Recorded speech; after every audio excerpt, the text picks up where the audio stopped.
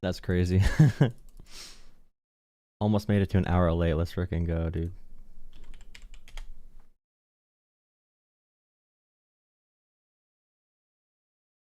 Oh.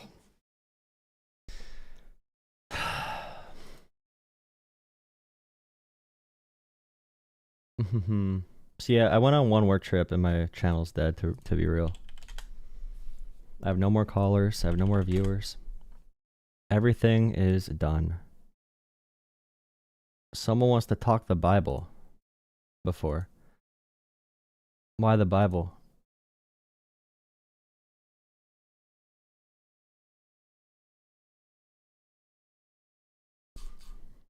This is insane. Yeah, that's kind of crazy. Your phone is never charged. My phone's always charged.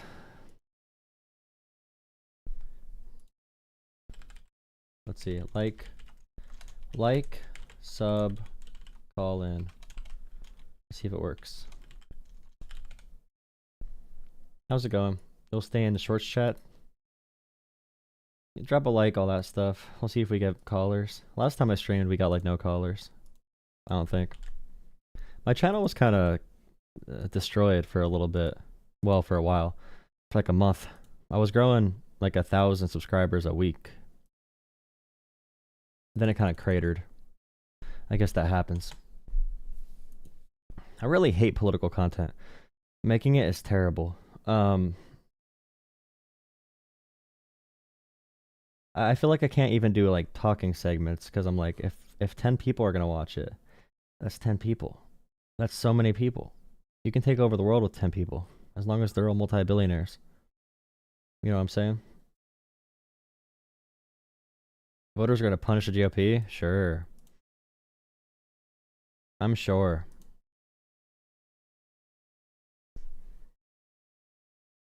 MSNBC.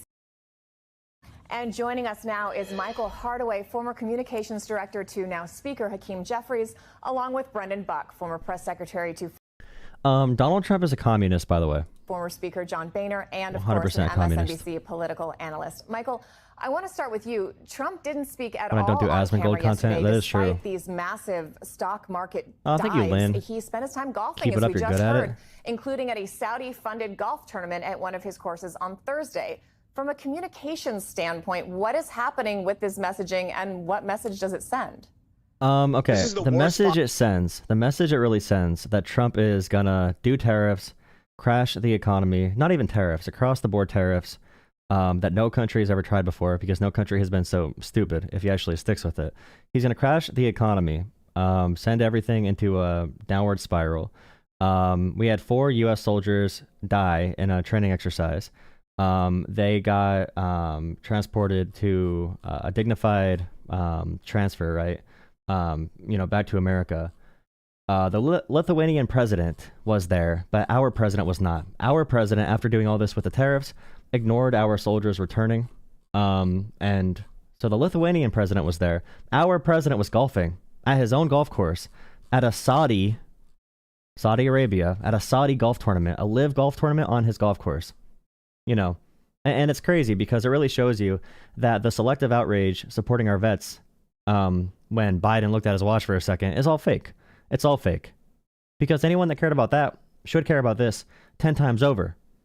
Just like with Afghanistan, if you care about Biden and the pullout, and you don't care about Trump, the person who actually, the Trump who actually negotiated the terrible pullout, you're just being a partisan hack. You don't really care about our troops. Imagine any other president skipping out on a dignified transfer of our fallen soldiers for a Saudi golf event at his own property. Imagine. Actually, it's crazy. Possible thing you can do from a political perspective. You have skyrocketing prices. You have people's retirement accounts in free fall. You have the price of nearly everything in America going up, and Donald Trump is playing golf for the 3rd or 4th day in a row. This is absolute insanity. And the reality is that Republicans will pay the price in the midterm elections if they can't figure out a way to actually stand up to this president. If we have elections, I mean, right now in North Carolina, did you see they're trying to steal the Supreme Court race? So 65,000 legally counted ballots in North Carolina. There was a North Carolina court race, and the Democrat won by 900 votes, I'm pretty sure, something like that. And they tried recounting it like 10 times. They did every legal battle they could to try and challenge the results. And finally, they got their wish. So they challenged mail-in ballots, I believe, that were legally cast and verified by ID. They want to recount these. Now, if you cast these ballots, you have 15 days to fix this in North Carolina. And there's no way. And they targeted votes that went to the Democrat more. Okay? So there's no way you're going to find these people to do a 15-day turnaround to re-verify their already legally cast ballots. Just taking the right to vote away from people. And of course they lie about it. But this is what stealing an election actually looks like. This is called stealing an election, what's happening in North Carolina. And no one cares. Again, no one cares unless if you make them care. Isn't it? You know, tariffs are actually a congressional authority. It's an Article 1 authority put forth by the Constitution. It should actually be Congress that does this sort of thing more than the executive. And it is my hope that congressional Republicans step forward and really take that authority back and work with Democrats to rein this in. Ha ha ha, that's funny. Well, they want a king, they're going to get a king, you know? There's a clear reason why our framers decided to give the power of taxation to Congress, the branch that represented the American people the most, the representative branch of our government. It was because the king, against our framers, used tariffs and taxes as his number one mechanism to control power. The Boston Tea Party was about taxation without representation, and our representation in Congress has that power in America. But if you give that power away to the president, they can use it to be corrupt. They can use it for authoritarian means. Our founding fathers knew this. That's why Congress has the power for taxation, including tariffs. But right now, Congress is being a bunch of sycophants and just giving it to Trump because they have to bow down to their leader, essentially. And now one of Trump's advisors, not even advisors, but did you see the Trump official with a Mao pin of Trump? This is really sad. There's a Mao pin of Trump right here. This guy, literally a Mao pin, bro, of Trump. He runs our FTC. Is it? I feel like it's our FCC. Our FCC he runs. So it's like literally a Mao pin. It's not even a joke. Like, that's literally what the Mao pins look like. Trump is a communist. Trump is a communist. I will stand proudly saying that. This is the closest we've had to a communist U.S. president. In the definition of communism, most people say today, communist China, communist North Korea, communist Russia. This is the closest we've been, especially when it comes to idolization of who these people are. You know, and not even who they are, but the image of them as the ultimate emperor. Trump is so kind. He's giving a break to these countries that are screwing us over, bringing a new age of prosperity. The golden age of America has already begun, giving him magical powers. He won every golf tournament, guys. He won every single golf tournament. Amazing. Amazing. He wins all the golf tournaments. Wow. He is a clown. Well, that's why no one wants to come on here and talk. You know? No one. Let me put Joe Rogan's name in the description to help me out. Joe Rogan. Asmongold. Let's see if that helps. Let's see if that helps, dude. It always helps. Not really. Sometimes it does not work at all. FDT. I need some people who love DT to come in here. One of my Mao pins. Yeah, that's Trump right there, brother. Well, Brendan, we are seeing some kind of uncharacteristic pushback from a few Republican lawmakers on these tariffs. GOP senators helped Democrats pass a resolution to actually block them, although it's likely DOA when it gets to the House. But take a listen to some of the strong words we've heard from Republicans on this issue. Guess what? Tariffs are a terrible mistake. They don't work. They will lead to higher prices. They are a tax, and they have historically been bad for our economy. Tariffs are a tax on consumers, and I'm not a fan of jacking up taxes on American consumers. So it is the biggest tax crease, or tax crease? What am I saying, bro? I ruined all my TikTok clips. This is the biggest tax increase since the 1950s in America. It's the biggest tax increase for working class people in American history, done by the president unilaterally, unconstitutionally. And I don't know, you know, I hear all these arguments, and I've heard these arguments from Republicans for so long about we can't tax the rich because it hurts the economy, hurts the markets. How are the investors going to react? But now, if they're going to be okay with what's happening right now with tariffs, they have zero arguments left. I'm hearing Republicans talking like money doesn't matter. Money's not even real. I mean, do you really want nice items and cheap items? And do you really want to own things? Like, bro, owning things is so yesterday. Like, we don't care about owning things. We care about serving the nation. We care about serving the nation. You can own nothing. We hear Republicans talking like Maoists, like communists. It's insane. Straight communists. But when it comes to taxing the rich even a little bit more, and by the way, Trump, at the same time, when he raises tariffs, raises import taxes on Americans, American consumers, American small businesses especially, they're going to die off if our economy crashes, which Trump is trying to do on purpose, I guess, according to the article he shared and the videos he's sharing. At the same time, he's passing his huge tax cuts for the rich this weekend. So it's a really fun dichotomy right there, right? Really fun one. We're doing it for the working people of America, but we can't tax the rich more, bro. They're talking like, oh, the rich are losing money if the stock market goes down. Bro, if the stock market goes down, the only thing that happens is the ultra rich pull out their money. Actual people lose their retirements. Small businesses die from the rising costs and the input costs. And then the ultra rich have lower interest rates to buy back their investments for cheaper. That's why every time the economy crashes, whether it's 2008, 1987, any time, except the Great Depression, because we actually implemented income tax back then for this exact purpose at a higher level. Every time our economy crashes, the rich get richer for a reason. And they're gaming the system right now. And Trump sold off his stocks before doing this. Talk about Nancy Pelosi. Talk about Nancy Pelosi. Trump sold off his stocks before doing this shit. And his entire team did. Marjorie Taylor Greene buying stock for inverse investments, like the investments that go up when the economy goes down, like soup or whatever. Oh, man. She invested in that. So they know what they're doing. They know what they're doing. My hope is these tariffs are short-lived and they serve as leverage to lower tariffs across the globe. I'm not going to bubble wrap it. What's happening is not good. Now, will it continue? Will we find the bottom and then it'll start to go back up? I hope so. Bro, they always ask me, what can Trump do that'll make you happy? What can Trump do that you'll say at the end of the day? You know, Trump did a good job. All Trump needs to do is stop doing things, and he'll be doing a great job. His first term, do you realize the economy did well under Trump because he wasn't allowed to do shit? Because he was not allowed to do shit? This is what happens when Donald Trump removes the deep state. The so-called deep state. This is what happens. This is what Trump wanted to do first term that they did not let him do.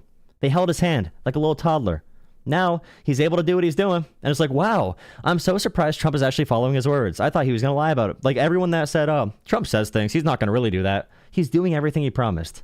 Down to the worst things possible. And even libertarians and conservatives I see are turning on him pretty strongly. Yeah. But if it doesn't, we'll have to recalibrate. All right, Kennedy, Cruz, I mean, these folks are stalwart Trump supporters. If they're willing to speak out. Make sure you drop a like on the stream, hit subscribe. If you want to call in, call in. Drop a like on the stream, though, to help us get out there. Maybe get some callers tonight. Very uncharacteristic of my channel to get callers anymore, so I would really appreciate it. Do you think this will give permission for more Republicans in Congress to start pushing back with policies they disagree with? Someone should tell Senator Kennedy that hope is not a strategy. And someone said, can you say that again without sounding like you're whining? I forgot. The way you say things, it's like we're mothers. It's like we're parents to them. Because if you say something illogical in a way they don't like, they lash out and start crying. Okay, let me say this in a way you can understand. Are you okay, little baby? Hey, little baby. Are you okay? Can I say the big word? This is not good. It's not good, honey. It's not good, little baby. Okay, there you go. You understood it now, dumbass. The reality is that... Go ahead. I'm sorry, were you speaking with me? Nope, go ahead, and we'll get to Brendan afterwards. Go ahead. I'm sorry, Brendan. The reality is that, look, these words are nice. We'll see what their actions are. If you look at their behavior over the last few months, they've not actually stepped forward in a real meaningful way. So let's see how this plays itself out. All right, Brendan, over to you. What are your thoughts? Yeah, I think it depends on how long this pain lasts. There's a lot of, I think, happy talk. Maybe that's not happy talk, but wishing that this is just going to be a short-term thing and that he's just trying to strike a few deals with some countries and we're going to bring these tariffs back down. I don't know that we should have any confidence in that. And if this does last for a long time and the pain that we're feeling right now becomes the new normal, yeah, I think the political... It really is crazy. We spent this entire time talking about Trump. And their biggest defense is, or it was, Well, Trump says things, but he's not actually dumb enough to do it. That's my defense of my presidential candidate. He's not actually dumb enough to do the things he's saying. He's not actually that dumb. He just says things. He'll use it for negotiation. He'll use it to stop fentanyl. Oh, it's not for either of those things? He'll use it to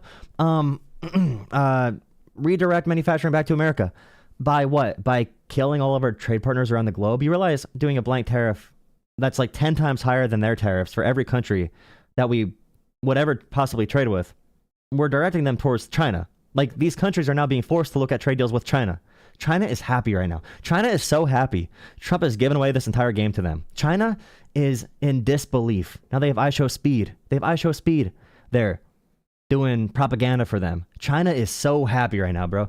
China never thought they'd be here this quick. China thought they were going to overtake the U.S. in like 2050. Donald Trump sped it up by like 25 years. It's crazy. They are so happy. Political dynamic for Donald Trump could potentially change. I'm not ever going to tell you that, you know, his control of the party is over or anything like that, but this is completely unsustainable. I mean, the pain that we saw the last few days is just Sure. the beginning.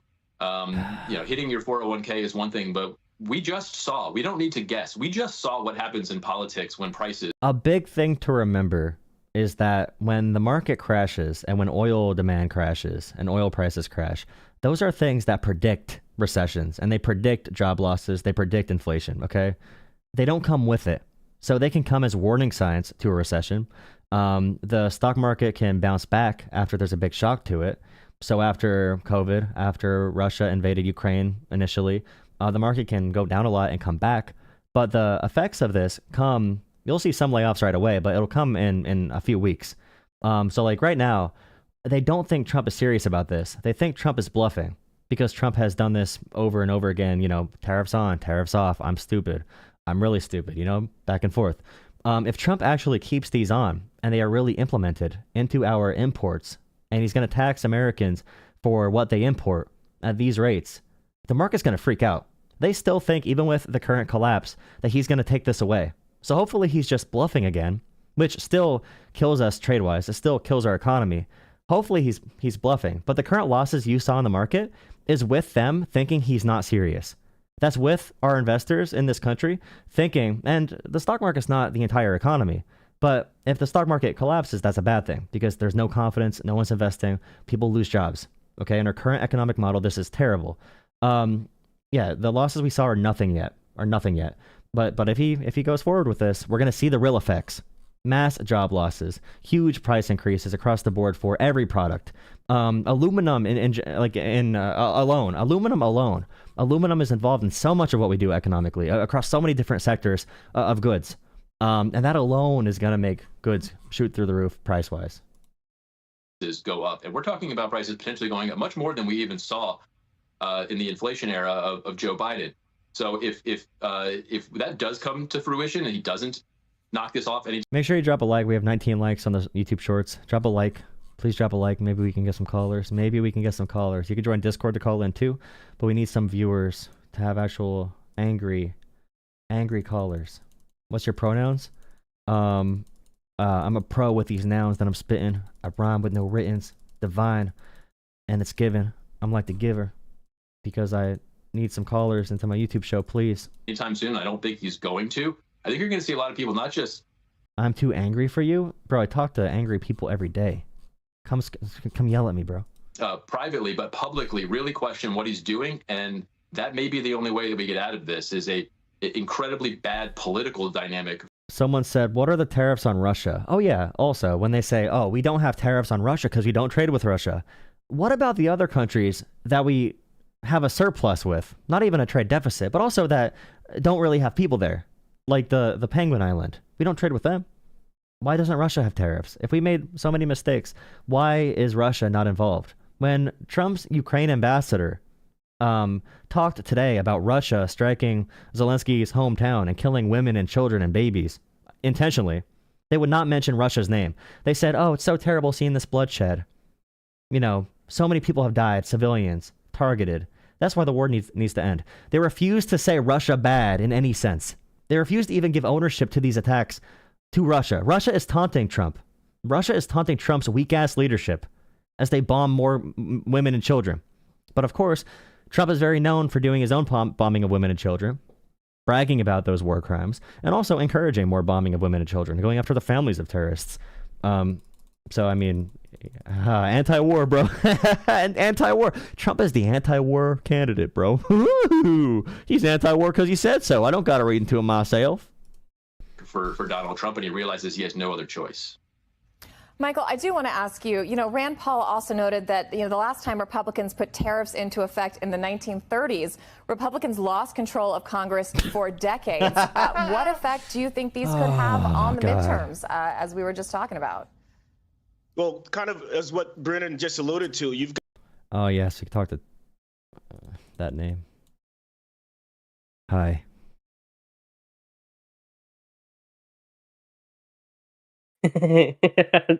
What's up, Jolah? I get it. Only good things. It was nice being in here again. Yeah, man. What's on the news? But yeah, I just came in here and just wanted to see your views on a few things. I mean, I know we just watched that video right now. I mean, overall, what do you think is going to happen with the whole party after all this rolls over? I mean, the economies and everything just looks horrible right now. I mean, I keep seeing everything's down. I don't know what to say. Personally, I've lost a lot of money. I've lost around like 10,000 already. I know that's a little to what there is out there, but it's still a lot of money to me, and I don't know what to say, dude. Well, the Trump advisors say that, money's not real now. Money doesn't matter. It actually gives you character to lose money. That's what they actually have said. Right now it's really scary because we're seeing North Korea levels of propaganda. We're really hoping that the American people don't fall for the propaganda. And that means enough. So like if people are protesting and Trump decides to do some crazy shit, like try the Insurrection Act to send our military after people, and I know everyone's going to say, oh, you're being hyperbolic, liberal, like literally everything that was predicted about Trump is happening right now, 10 times worse than anyone ever said it would. So we can't put anything past them. They literally sent someone illegally to El Salvador, and now they're saying they're not going to get him back. They laughed at the court order. Like it's insane. So I can't really predict what they're going to do, the future of the party. Republicans are trying to rig elections right now, unironically, by throwing out valid voters and clearing out the voter rolls and everything. So yeah, it's hard to really say. They're going to be really unpopular, but to stop authoritarianism, you need to be like 90% unpopular or 70% unpopular or like 60% or more. You can't just be like, Trump gets 52% people not liking him, and some people just like, if he has anything close to 40% approval, he needs to be in the 35s, 30s for this to actually change, I think. Yeah, I agree with that. I mean, overall, what do you think with other U.S. political parties? Do you think other people will migrate and try something else, or be more open after this mistake happening? I'm hoping Democrats start messaging a lot more with a lot more aggression on these policies. And by the way, new people watching, I see we went up in viewership a little bit with our star calling in. Please drop a like on the stream, help me get more in the algorithm. You're the star, by the way. And you can call the phone number if you want to call in. You can see the phone number up there. You could join Discord as well. In the description if you want to call in as well. But yeah, can you say that again? There's talks about the Republican Party even ousting Trump on his tariffs. I mean, do you think that's real, or do you think that's just talks? Maybe if he keeps them in for another couple days and Monday, because if he keeps them in and it actually happens, because it has not actually happened yet, really. But if he actually implements these and people are getting charged for it, then I think Republicans will fall for going against him more. Right now, they're in disbelief. The market's in disbelief. The Republicans are in disbelief. The politicians are kind of just like, this is not serious. And I compare Trump's relationship to Republicans in America like a really abusive relationship, where Trump is like talking like, you need me to survive, all that kind of manipulative language. But also the whole turning the tariffs on and off thing is like, hey, I could hurt you, but I'm not gonna. I could hurt you, but I'm not gonna.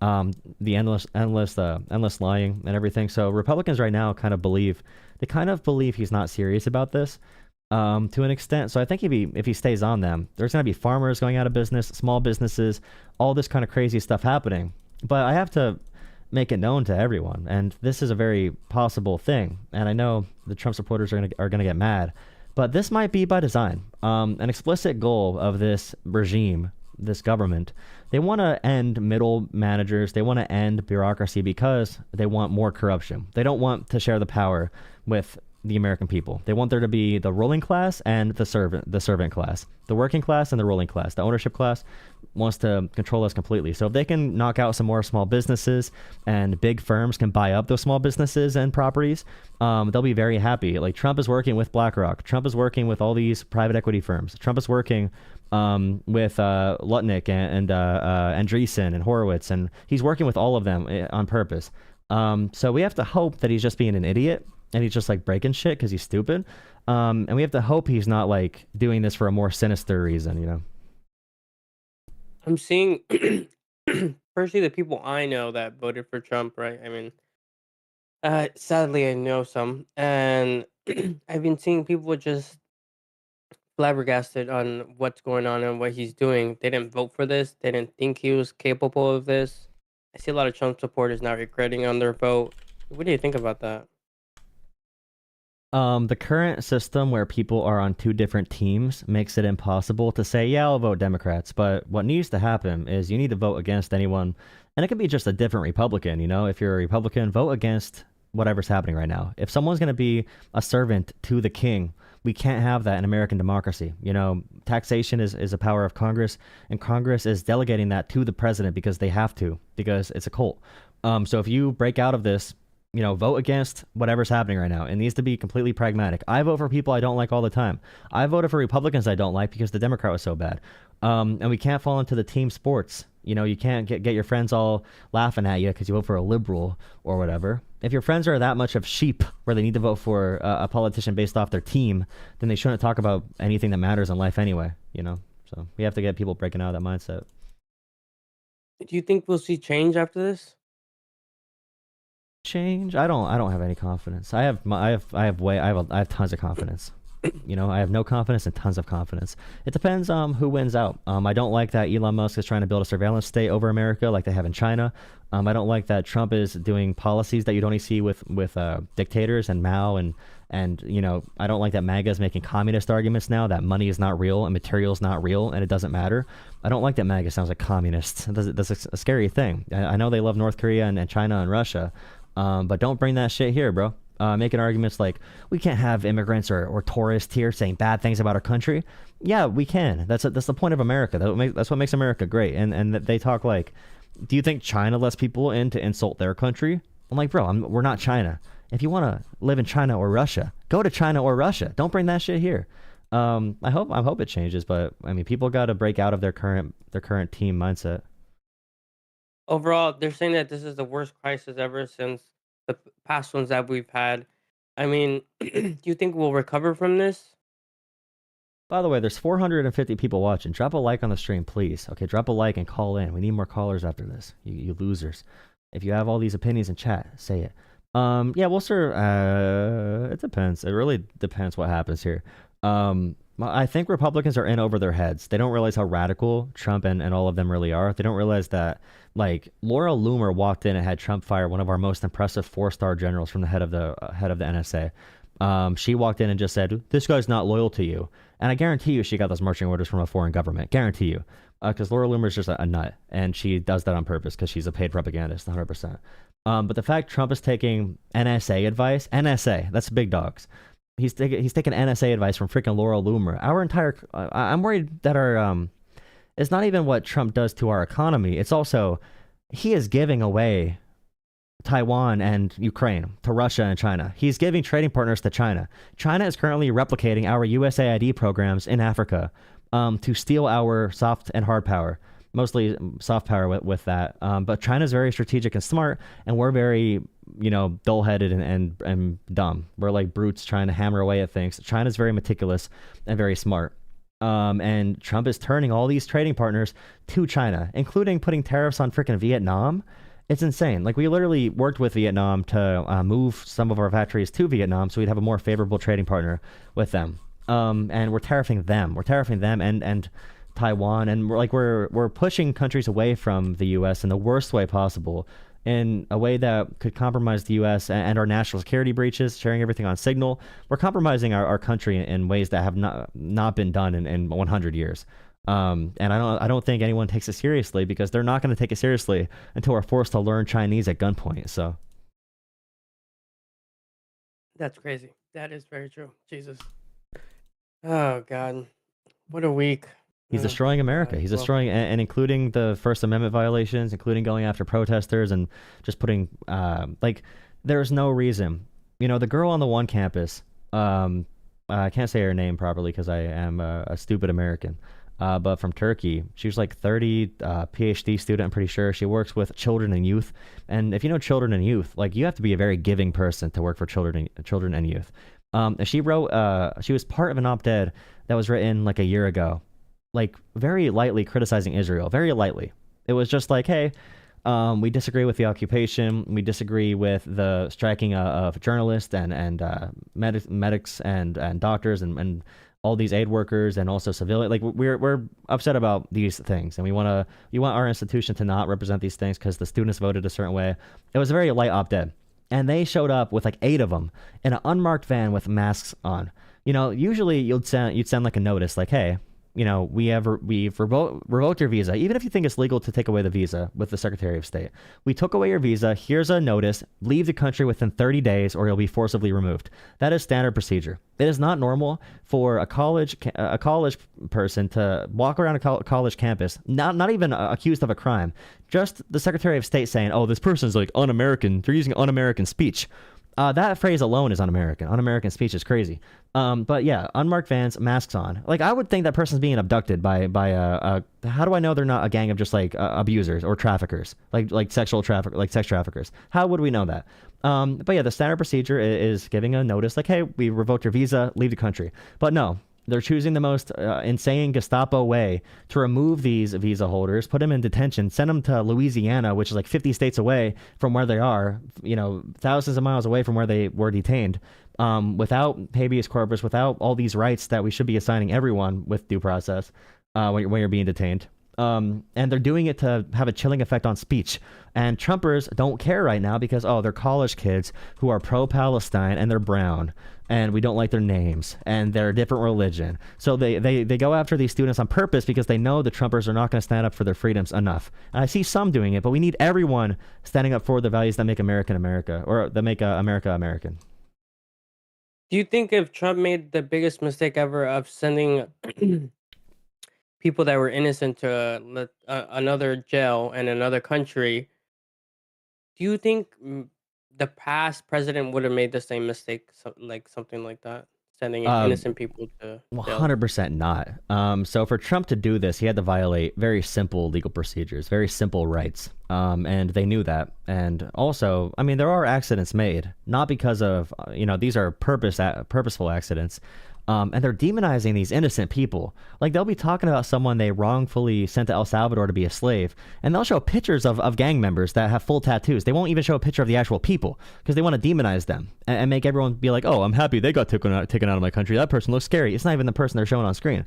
I was watching Fox News earlier. It's insane propaganda. But there has been cases where someone is wrongfully deported and a judge orders like, hey, this person was protected here. They were asylum or protective status or visa holder, and you wrongfully detained and deported them. And other administrations have helped get them back.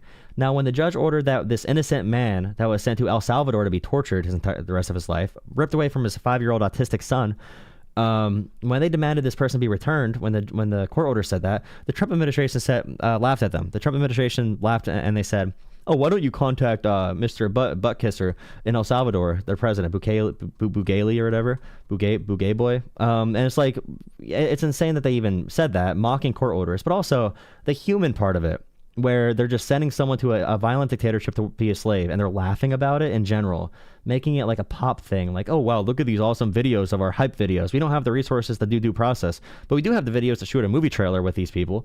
It's just insane. And they're asking us to view the dehumanization is always the key thing to look for, because even if you need to deal with someone who's committing a crime or whatever, if you're dehumanizing any group of people, that means you are trying to do something very violent and authoritarian, because there's no other reason to treat people like they're not humans. If you have to take care of something, if someone is violent or whatever, then you do that job. But you should never be happy to have to enact violence on someone, let alone sending innocent people to their death. I mean, not only did they break their right, how do I say it? Not only did they violate their rights, um, I mean, if he's capable of this, I mean, what else do you think he's capable of, dude? Because I mean, Trumpies clearly have no fucking brain. Honestly, they have no brain. They don't know what they voting for. They just laugh and they're evil. I mean, do you think I'm right, or I do don't you? understand. Well, some like independents, some independent thinkers can definitely change their minds. But under the Trump the administration's current argument is that they took people from the U.S. and had them in planes, and if they're in planes over international waters or in a different country, then a U.S. judge cannot make an order pertaining to them. And with that argument, if they accidentally swept up an American citizen, or quote unquote accidentally swept up an American citizen and sent them to El Salvador or whatever, then the moment that person's over the water, if a judge orders they're returned, then under the Trump administration's what they believe, they'd be able to take anyone away from America and violate their rights, and that's really scary. But the true thing in all of this in politics, nothing is real. Nothing is set in stone. The rules that we have are only real if they're reinforced by social pressure and public pressure. And until they have robot armies to keep us all at bay, or until we live in communist China, which Trump's trying to bring here, we do have public opinion mattering. But the issue is that there's so many people that are so caught by the propaganda. Either they don't believe it's happening at all, or if it is happening, they're told to not care about it, or they're like, oh, it's bad, but it's not that bad because this person it happened to is a terrible person, so why would I care? Yeah, we have to break out of that propaganda, because he could do pretty much anything if we don't have pressure to move Congress people.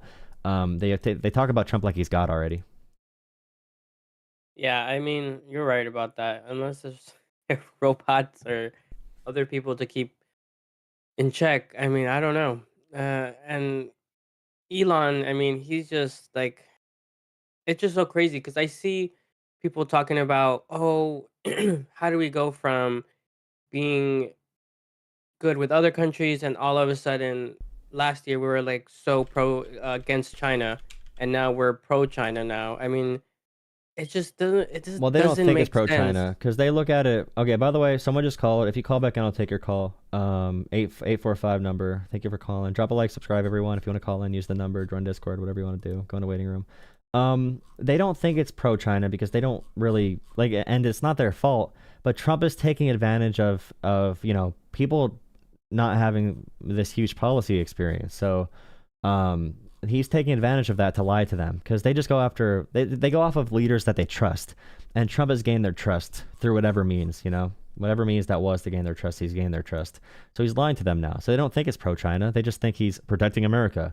And it's like Obama and George Bush and Dick Cheney and Joe Biden are against the same thing, and Bernie Sanders. That's a sign that there's an establishment. And that's a sign they're the deep state. But also, it could be a sign that you're that batshit crazy that even Dick Cheney thinks you're terrible. And Bernie Sanders will agree with him because you're that batshit crazy. But they think it's because they're doing something right. It's like that guy that like shits his pants and everyone's looking at him. He's like, they just hate me because I'm me. It's like, no, bro, you just shit your pants. He's like, but they're all looking at me. No, we're looking at you because you're messing stuff up. Well, they're just corrupt. Like, bro, no, you smell. And they won't fix the actual problem because they're just like their heads in the air. They're just happy being on their team and feeling like winners. Right. All right. Well, thanks. So I appreciate your time, and I'll definitely catch you later. And hopefully things get better and Trumpies realize what the fuck they've done, because Thank they you for fucking kicking ruined off. this country. It's okay. Yeah. It's okay. It's a Chinese century. We're all gonna be speaking Chinese soon. That's good. Yeah. Oh Thanks for the yeah, call. that's what they want. That's what they want. That's what Americans want. So they'll get what they receive, right? Yes, sir. I guess All so. right. Thanks for that. All right. Thank you. See you. You can call in. The number's right there. The number's right above me, bro. The number's right above me. You can call in. I feel like my callers will be more unhinged if I get callers, because what's happening right now cannot be easily defended. It cannot be easily defended, It's too hard to defend what's happening right now. Oh, China's so happy right now, bro. China is living. Thank you for $2, Sanders. It's not working. It should work now. I reset it. It should be online now. If we're being Frank Sinatra.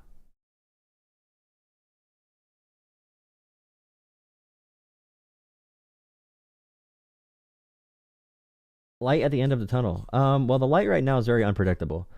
You have to realize too, they're not going to leave office.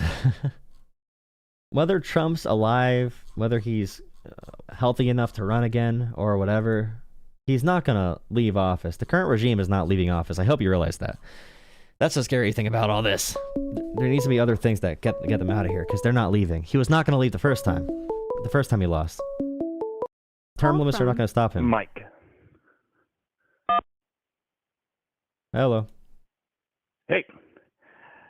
How's it Great. going? I love the fact that you have like Bernie Sanders up there because didn't he honeymoon in Cuba? I hope so. That sounds like a nice vacation. But they're a communist country. Oh God, that's so insightful, bro. Tell me more about your amazing opinions. Holy shit. Well, I'm a libertarian. Okay. All right. Well, come at me. Okay, come at you. Are you happy? I don't know. What do you think about the current Trump regime? Oh, I think they're awesome. Okay, so as a libertarian, no. why are... Okay. So the tariffs right now, they're not Sure. permanent. He wants zero tariffs on, for the most part. Basically, that's what it is. I think he wants like some like the auto industry wants to build up. There's certain like things we want to have in house in case things go bad, like they did in COVID. So we're not dependent on other countries. But other than that, I think he wants zero tariffs. That's not an And right argument now- in my opinion, though, because I would say tariffs are terrible, especially in the way he's doing them. And even if you want to bring back manufacturing, tariffs are definitely like not the way to do that. And I think even libertarian economists would probably agree with that. And them being temporary is even worse. Because when a business is making and this is big when you're a libertarian, you got to understand how businesses work, okay? Understand businesses. They make 3, 5, or 10-year plans. So if it's temporary or through executive action, how can a business truly plan when Trump has taken tariffs on and off, on and off? This is why you need real legislation, a real law in place by Congress that's real and foundational if you want to influence actual market activity and investments. Because right now, if a business is making a 10-year investment, if Trump really goes through with this, a lot of businesses are just going to cut spending. They're going to take their investments somewhere else and hope that there's a new administration in a few years that's going to give like solid policy. Like the Biden, they had Congress and the Senate. What happened? Oh, Biden had the Congress and the Senate. Okay, yeah, and manufacturing shot up under Biden with the Chips and Science Act more than any president in American history, other than FDR, pretty much. So I mean, also did home prices because there was a lot of inflation, right? Which hurts a lot of young people. There was global inflation for sure. Yeah, but this is going to make home prices even more expensive, what Trump is doing, than anything that happened globally from COVID even. I don't think so, man. Every single input to housing is being taxed at like 50% right now, whether it's lumber or metals or tools that need to be used to build these houses. These are all things that are built with or shipped from other countries or built with materials sent from other countries. Yeah, these are temporary. Every tariff is temporary. Yeah, but I said why that's bad. No. So every tariff that Trump put in, Biden he didn't take out. Why? Before Trump did that in like 2 areas. So you can argue that Trump's first tariffs were fine, and then Biden completed them by subsidizing the industries on the back end that were going to be hurt by the tariffs. Because Trump actually, if you remember, there was a huge farming bill because Trump killed our farmers with the reciprocal tariffs we got from like China. Our farmers lost a lot of revenue, and we had to pass a farming bill to bail them out, largely because of Trump's. Farmers, and they're doing better than ever. No, under Trump the first time around, we had to give a huge farming bailout to farmers because Trump ruined their trade. That happened. You can Google it was like $20 billion, included in that farmer bill was a huge bailout because of the tariff issues with the market. I have a gut like feeling. I have family that are farmers, and they did a lot better. Okay. Why is that? So I don't know why that one anecdote. I mean, we did spend a lot of taxpayer dollars to Do you fix know this issue a the lot of first time. farmers? Yeah. Do you Yeah. I found So like soybeans, for example, soybeans are a huge export for farmers, a huge cash crop and my for family's especially also- Iowa and Indiana. Well, Indiana more. But. That's kind of my area where my family lives. Okay, And just they did- because and they something did- doesn't affect you doesn't mean it didn't affect a bunch of farmers, and that's why we had to bail them out with huge taxpayer dollars. But the overall point about Biden's tariffs. Okay, I'm sorry the economy. I'm sorry numbers are propaganda now. It's whatever. I don't know if you could just call things propaganda and just go off your gut instinct. I don't know what to say. No, I've seen numbers. I've seen news outlets. Well, then you would know that Biden had the biggest manufacturing boom of any president since FDR, or since like right after FDR, since the New Deal era in general. Okay, let's talk COVID because I know that a little more than farming. All right, Biden went after people posting true stuff to take it down. Is that sound like a good person?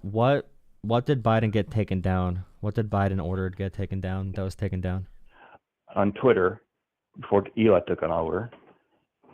There were studies showing that the vaccine has adverse effects. Which studies got taken down? I can't, dude. This is nighttime. I could probably do the research, but they did. It's called the COVID files. Sorry, not COVID. The Twitter file with Mike Talibi and Michael Schellenberger. Look it up. So I've seen this before. There was some guidance given about the vaccines encouraging social media companies to not what's it called, boost anti-vax content. But there's nothing that said Joe Biden ordered that these things get taken off the social media sites. Now Trump, on the other hand, has ordered that things get taken off social media sites, and now Trump is like putting like what? Putting masks over the heads of college students. Yeah. With the Gestapo. Yeah, the masking didn't work, and there's like two studies. No, I mean Trump is like kidnapping college kids right now for expressing pro-Palestine attitudes, which is like completely against the First Amendment. So when you come into the United States, you say, "I'm not going to protest against the United States." You're no libertarian at all. You're not a libertarian. You're a right winger. Just say you're a right winger. I have a huge issue with you ruining the credibility of libertarians by having such anti-libertarian arguments. So when you come to this country, if I let you in my house and you start trashing it, I can kick you out. It's not a house; it's a country. We're America. We don't kick people out. We're not Russia or China. Okay. If you want to live there, go there. Like I don't know why your libertarian ideology wants to bring that kind of repressive thought here. I can go to a protest and say I'm pro-Palestine, and I should not be cut out. If you come here and you're not a citizen, there are different rules, because we don't want people who are anti-American coming into the United States. Is that a good thing? If you're anti-American, do you think there's a law saying you can't protest as an immigrant? There is. Okay, what law is that? When you come in and you get a visa, you say I will not protest against the United States. Okay, let's look it up. You can't protest the United States if you have a visa. If you have a visa, is there a law saying you can't protest the United States? And by protest, let's see. I took a pill and a visa. Let's see. There's no law that says. Okay, show me where to look it up. Where do I look it up at? What form? I'm sorry, I just don't have the off the top of my head. I was kind of watching it. It's actually a First Amendment right for immigrants to participate in political protests. No. Oh, you defeated my argument with no. Thank you. No. That's a good argument. Citizens have First Amendment rights, and those actually limited. I can't say, hey, I can't say your name. No, the First Amendment protects non-citizens too. It does not. Yeah, it does definitionally, and like it says persons. Especially when they made the First Amendment as well. It was at a time when our country had open borders. We did not have closed borders until far after our framers were dead. And yeah, I mean, it was for every person in America because you should have a country that's, free speech. It would feel like China here. No. You're not a libertarian, right? Speech. You don't have free speech. If you're not a citizen, you still do have free speech in America. I don't think we're not going to put a tourist in jail. We're not going to put a tourist in jail because they speak against our government. We're not North Korea. They're not a tourist. They're illegal migrant. Are you saying that a tourist has more rights? What about a visa holder? You said a visa holder. You think a tourist has more rights than a visa holder? I think yeah, we do a lot. Tourists so tourists are allowed to protest if you visit America, but if you have a visa, you cannot protest. Tourists cannot. Okay, tourists cannot protest. They can, and there are a lot of countries like this, like in South Korea. If you're a non-citizen, you cannot go to a protest. And I'm not talking about North Korea. I'm talking about South Korea. It's very common. There's no law that says you can't protest as a tourist or a visa holder. That is not. There's no law that says that. It's on your visa. No, it's not. Okay, I'm sorry, but the First Amendment covers you in these situations. This is not true. It is true. and so I mean, so the judge who kind of went against this, it was a district judge. What is a district judge? You're not even you're an authoritarian because you're going to say that judges can't no. rule against the executive, aren't you? I'm just saying that a district judge does probably more like crime stuff, where an immigration judge would be more of the area, right? We're talking about if there is a rule that says that's like 200 years old, that says like the Secretary of State can just like remove someone if they don't like if they view them as a threat. That's one thing, but there's a reason they're not charging these individuals of crimes because they don't really have crimes to charge them of. So the Constitution is a lot older than 200 years. Should we still abide by it? Okay, we should probably break this down. Okay, we need to get back to the core of this conversation. Okay, so if you are in America, are you saying that if you visit America and you protest the government, what do you think will happen to you? Do you think you're going to get like arrested, or do you think they should get arrested if they go to a protest? And for example, if they say like America is an oligarchy, we should tax the rich more all across the globe. You're in America. You think that tourists should be arrested? Yes. Okay. I think that's fundamentally anti-American and anti-freedom. Why? No. Because you don't have the same rights I do. Well, no, as a tourist and an immigrant, you do have the right to peacefully protest as long as you're not breaking any laws. It does not break the law to have speech in America. This guy was actually was like taking over a section of a school. Isn't that right? Okay, we're talking about freedom of speech. We're talking about freedom of speech right now. But he isolated from the other cases. Freely. No, isolated from those cases. Isolated from those cases. So like the student from Turkey from Tufts that was taken away by 8 men from an unmarked van. Okay, that was from an op-ed she wrote over a year ago that was lightly criticizing Israel. You're saying that you should be arrested if you say something the government does not like. I'm saying it's fundamentally anti-American and un-American to jail someone for their speech when they visit America or if they're staying here as a visa holder or whatever. I just think that's fundamentally anti-American, and it's not legal to jail someone for their speech if they have not commit any other like infraction on the law. Again, so when they came into the country, they explicitly said, "I am not anti-American." They didn't say they're pro-American. They said they're anti-American. They're not. You can protest America and be pro-America. I can protest right now the government and be pro-America. It's not a visa lie to say that. You cannot say that you want to destroy America, for example, and you want to bring America down and cause violence. It's a lie. That's not true. But you can say you want to protest to make America better. You can still love America and want to make America better and not be anti-American and still protest America. That's a fundamental American value. And you said you're libertarian. No. What we're getting different here is you're doing things you like to be. So on the application, they said, "I'm not anti-American." They lied. Protesting America does not mean you're anti-American. That's the entire issue with this, is they're choosing what is considered anti-American or un-American speech. No, they did not say, okay, if they said we want to destroy America, down to America, I'm here to help the downfall of America. No, the people we're talking about right now did not say that. No, the student from Turkey, from Tufts, did not say that. Oh, sorry, they said down with Western culture. No, okay, you're talking about one story that was on Twitter today. I saw the same story you saw on Twitter today. I saw that same social media post. They did not say this. They were not accused of saying this and having anti-American ideals. They said their speech was aligned with Hamas, saying, so perhaps if you say you're pro-Palestinian, they could say you're pro-Hamas. That's a terrible thing to like back up. Like what you're defending right now is insane. All right, so it's not Twitter, it's X, because Elon took it over and made it a free speech. Oh my god! I almost just passed out. Oh my god, dude. Oh my, that's a hell of a chuckle. That's a hell of a chuckle. I almost passed out. That's a hell of a chuckle. Holy shit. We're saying when Biden was taking out people who were criticizing COVID. Oh, I actually got dizzy right there.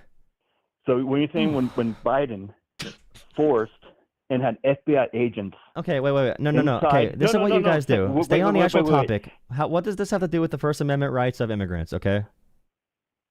Or visa holders. They don't have it. Maybe we have to like disagree. Okay, well, let's stay on that argument. Agree to disagree. So you lied about the students who were detained. You lied about them as well. I care about that because I'm pro-America. You're anti-American. But do you think you could be like pro-America and still protest America and protest the government? Yeah. Okay, then why can they not protest America and still love America? Unless you're like part of the Biden.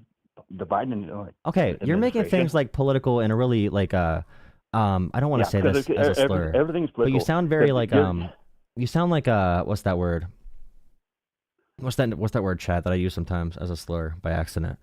It rhymes with I don't know what it is. The way you engage with politics is kind of like gay. So like when you talk about these things, it's like a team sport. Like there's people you love or dislike. I'm talking about fundamental rights for Americans and for people in America. For the longest time. I don't care. Okay, you're doing it again. You're doing it again. I don't care about the relationships you have with your parasocialism with these politicians. I care about our fundamental American values and freedom of speech. And when it comes to immigrants in America, it's 100% covered that we're not going to jail them for their speech. We're not China. You go to China, you worry about talking. You worry about what you say. You go to North Korea, worry about what you say. Go to Russia, worry about what you say. In America, we have that freedom. That's what makes us America. What you're saying right now is fundamentally against the core of why this country was founded in general. And you don't really understand that because you don't really like this country. You want us to be more authoritarian.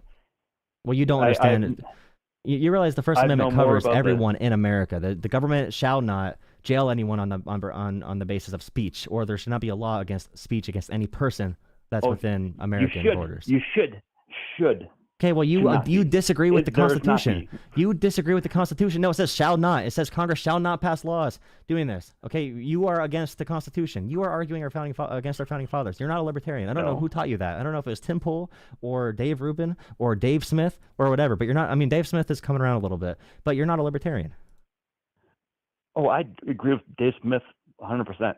Well, Dave Smith probably agrees with me on this issue. I guarantee you he does, actually. Maybe. I doubt it. If someone comes in here who wants to create harm, you sound like a North Korean official. You sound like you're in China or Russia. You sound like you're trying to enact a full language ban in America. I don't want Big Brother. You can go take that somewhere else. Move to China if you want that shit. I don't want people to come to America and be scared to protest the government in any way. Like no person in America should be jailed on the basis of speech, unless if they're like unless if they're violating it in the same way that any person would be charged in terms of like a call to violence. If you're there's issues. If you disseminate disinformation and try to make someone look terrible, if you defame someone with defamatory content, whatever it might be, like those same limits should apply to every person in America. I don't know why you want America to be like China, where we jail people if they say something we don't like. Or I don't know why you trust the government. Why do you trust the government to make the decision on who to put? Yeah, you do. You're giving the authoritarian power to the government to put a language police on immigrants. That's insane. So if you're a citizen to one country and you go to another country, what's your loyalty to? You could literally just be pro-people. And if you come in and say, hey, in America, I prefer it to be like, I prefer Americans to have better health care. I don't think you should be put in jail for that. You do. If an immigrant or a tourist says, hey, I wish Americans had better health care. Oh, that's anti-American. We should send the Gestapo after them and put them in jail. That's what you're advocating for. No, but they're not saying that. They're saying anti-American things. Who decides anti-American things? It's pretty easy. Death to America. I want Western society No one to be said, okay, sit down. the student from said, Tufts and the student from Columbia did not say these words that you just said, first off. And by the way, if they said that, you'd have to have more context. It's a very high bar for infringing upon someone's First Amendment, but they did not say that. You're laughing because you don't have any foundation here. You're fundamentally anti-American. And it's kind of disgusting, honestly. You never had to go through any issues to defend this country. Or anything that it stands for. I have not either, but I have talked to vets. I know what they fought for in this country, and you're against what our vets have fought and died for. It's pretty disgusting. You're probably a privileged kid, and you're just like a really like. Oh, I'm not gonna say you're privileged. I work 60 hours a week. Okay, well you got to work a little bit less because you're having a little bit of. Okay, well don't curse at me. You need more. I need to do some stretches tonight, get some more blood flow of your brains. I'm not assuming anything. I just know you're anti-American, un-American. Yeah, you did. And if you're hard, okay, don't get offended, princess. A privileged kid.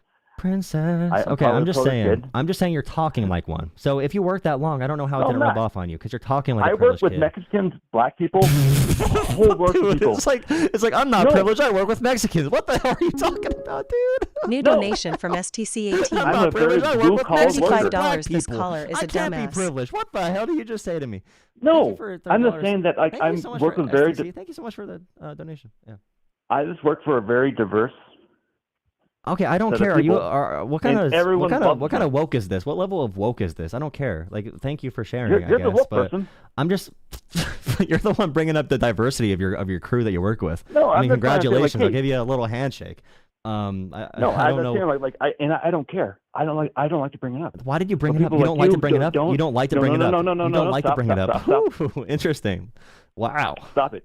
I brought it up because you said I was privileged, which assumes that I work in a white-collared area with a bunch of white white people. collar doesn't mean just white people. You could be privileged and be a different race. Why are you assuming that privilege is only for white people? Now you believe in white privilege? You're the wokest of the woke. Holy shit, bro. What the hell's going on here? We're living in an upside-down world. Now Trump supporters are advocating for communism. Libertarians are now advocating for big government crackdowns on speech. What kind of world are we living in right now, bro? What the hell? No, I'm advocating for people who are non-citizens just to be thankful to be here. Oh, you're advocating for authoritarianism. And when you become awesome. when you become a citizen, you can say whatever you want. Well, I agree with our Constitution. So do I. No, you don't. You fundamentally disagree with Constitution and also legal precedent. Constitution based off the Constitution. They don't technically. They're physically here. But they're not. Yeah, you don't believe in the Constitution. Yeah, exactly. You don't really believe in it. Just say you don't. No, you don't. You believe in. You want to say that so you sound good, but you don't believe in anything the Constitution. Like, do you believe there should be due process for illegal immigrants or immigrants or visa holders? Like, should there be due process for them, like the El Salvador stuff? So you're fighting for like gangbangers now, bro? Okay. Okay, let's say that the feds come up to your house and they say you are an illegal immigrant. No, okay, let's go through this really quick. If they say you're an illegal immigrant, come with us. What do you do? I show my ID. What if they just take you and they don't let you show your ID? I'm pretty sure they have cause. But then, no. They don't need cause, though. They don't need cause. You're an enemy to America. They said you're an enemy to America under the Alien Enemies Act. They have to deport you to El Salvador. How do you prove you're a citizen? Well, that's the law then, right? Oh, that's the law. They can just now take it to El Salvador. That's crazy. I don't like that law. We should not do that. And then we should get rid of the law. So we should. Are you saying that? I'm just saying this because, like, due process. It's really interesting. So if they say you are an illegal immigrant, so therefore you don't get due process, and they take you to El Salvador, how do you stop them? Like, how do you prove yourself to be a citizen? Just show your ID and your. But they don't let you show your ID because they just picked you up out of you're walking to work or something. You're on break at work. They said you look like an illegal immigrant. We're gonna take you in and put you in a van and detain you and send you to a different state. How do you stop them if they don't make you show an ID or let you show an ID? Oh, they probably will.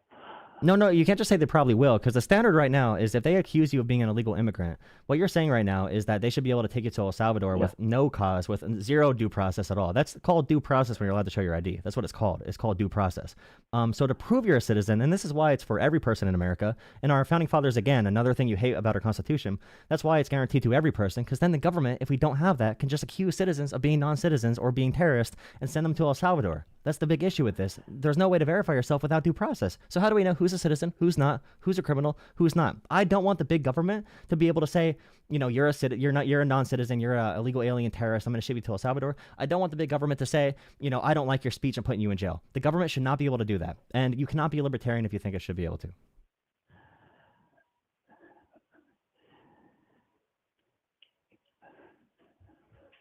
Unfortunately, so there should be some, but the thing is, like, Biden broke this thing. He broke the immigration. Can you at least admit that Biden was fucking wrong with opening the border? Okay, so I will say Biden did not handle immigration well, but he did not open the border Not well. as well. It was terrific. No, he did not handle the border well, and he should have messaged stronger on it. He caused, okay, so what I'm saying thousands is of girls we had an raped, influx, right? Okay. No.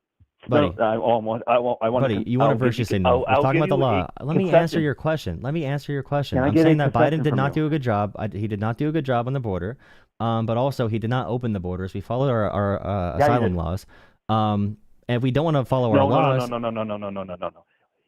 They gave him leading questions. Okay, wait a second. Wait. I'm not letting you do this because every right winger does this. I had you talking about hating the Constitution, hating due process, hating the First Amendment, and you diverted to Biden because you want to get political. Talk about the rights we should have. I'm not doing this. I'm not doing the whole pivot thing. I'm done doing that. I see it online all the time. I see it on these dumbass debate shows. If you're not gonna talk about the Constitution, then I can't talk to you because we have to talk about these fundamental things that make America America. I don't give a shit about Biden. I don't give a shit about Harris. I don't give a shit about I don't give a shit about Shrek or Donkey from the new Shrek movie. I want to talk about the fundamental rights that make us American. I'm sick of right wingers pivoting to a dumbass political topic because the only way they can engage and sound good is if they don't talk about the actual direct issue that matters. So like when it comes to due process and the First Amendment, these are very clear laws with legal precedent to protect people for very clear reasons. And you want to bypass those things because of Joe Biden and your political gripes against Joe Biden. I don't give a shit. I want due process so American citizens are protected from the big government authoritarianly or using authoritarian properties to just take you away from your family and shipping you off somewhere. I do not want the big government to have that much power with no due process and no courts. That's what really matters right now. I don't give a shit about your politics. I really don't. Okay. I'm asking that question because I want to make sure that you're at least the same person. And it's not, so I want to make sure that I'm No, because you don't agree with the basic Constitution. I agree with the Constitution. You could bring up asylum law, bring up border crossings. I could say, okay, here's a law to handle this better. I'm not talking about politics because politics is stupid. Politics sucks. I just want to make sure that you understand that we're put into this situation that is, I don't know how to deal with it, and I want to follow. Like I wish I could. I want to change asylum laws. Basically saying that, like, how'd you get in here? Mm-hmm. Okay, you said that you're oppressed. What country did you come from? You're most likely a young male. Here's a gun, since you're being oppressed, and go back and retake your country.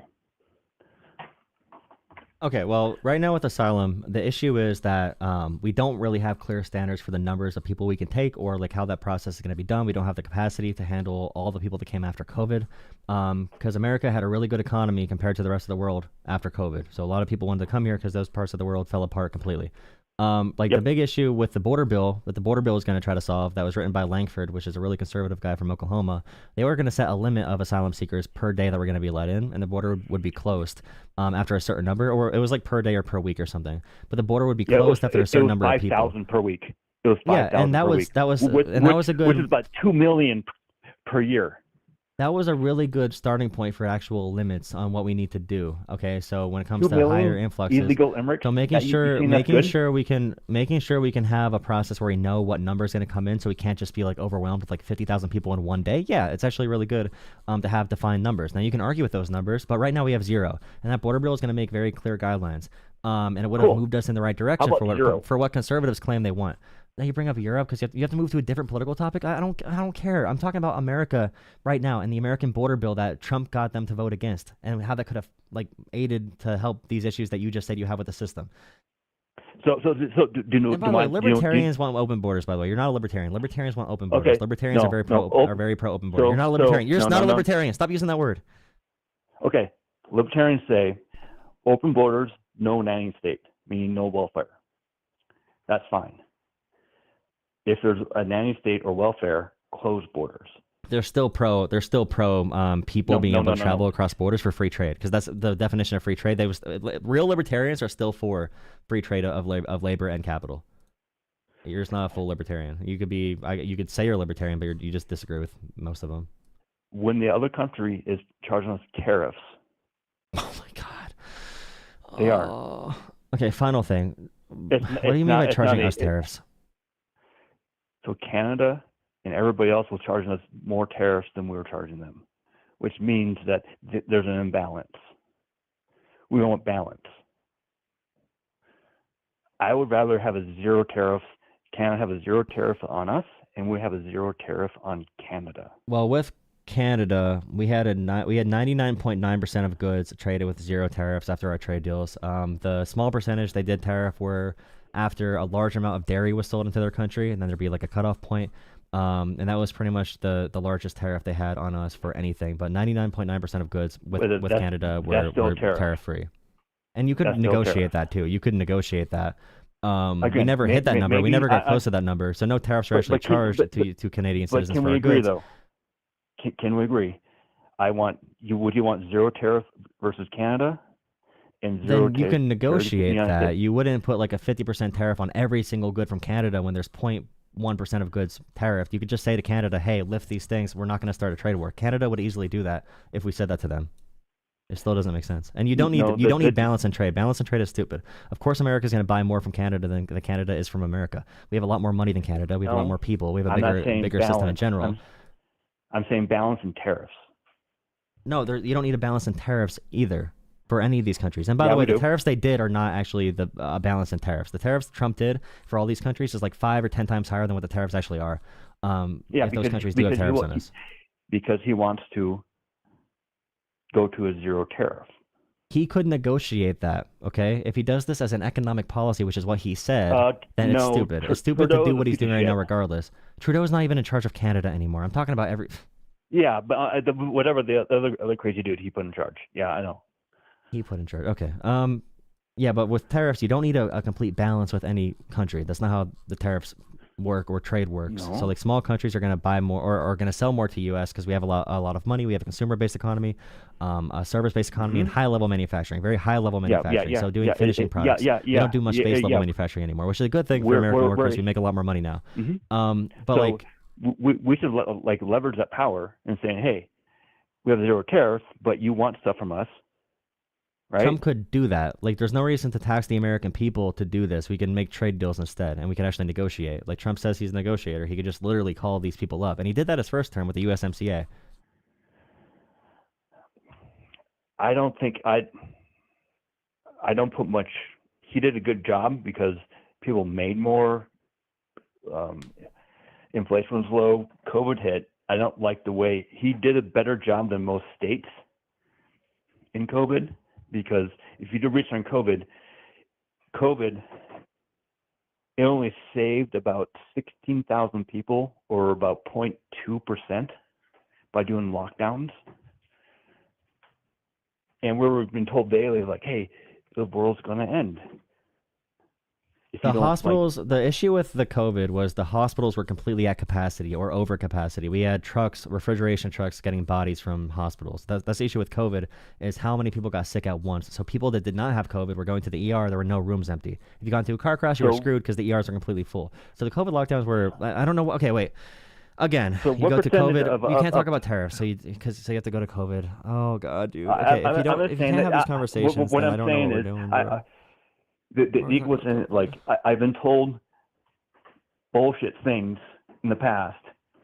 Why should I believe bullshit things from my government? You can think for yourself. Like, I think about tariffs from a sense of like economically, what do they do? We're taxing the American people on imports from other countries without providing an actual off-ramp or developmental phase up to the tariffs. We're having these policies done by the president, which is unconstitutional. The power of taxation is supposed to be with Congress. explicitly in the Constitution.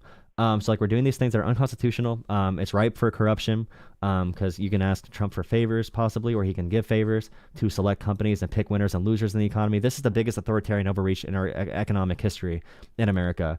It's the biggest tax increase since the 1950s on American people.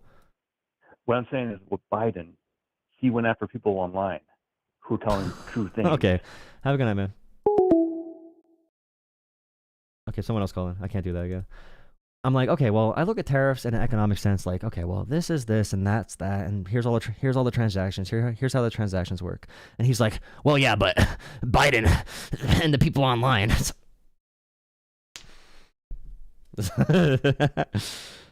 you for the donations. Thank you for dropping a like and subscribing. Stream member for 2 months. Caller needs help. True. Oh, thank you for becoming a tier 1 STC. Thank you for the donation as well on coffee.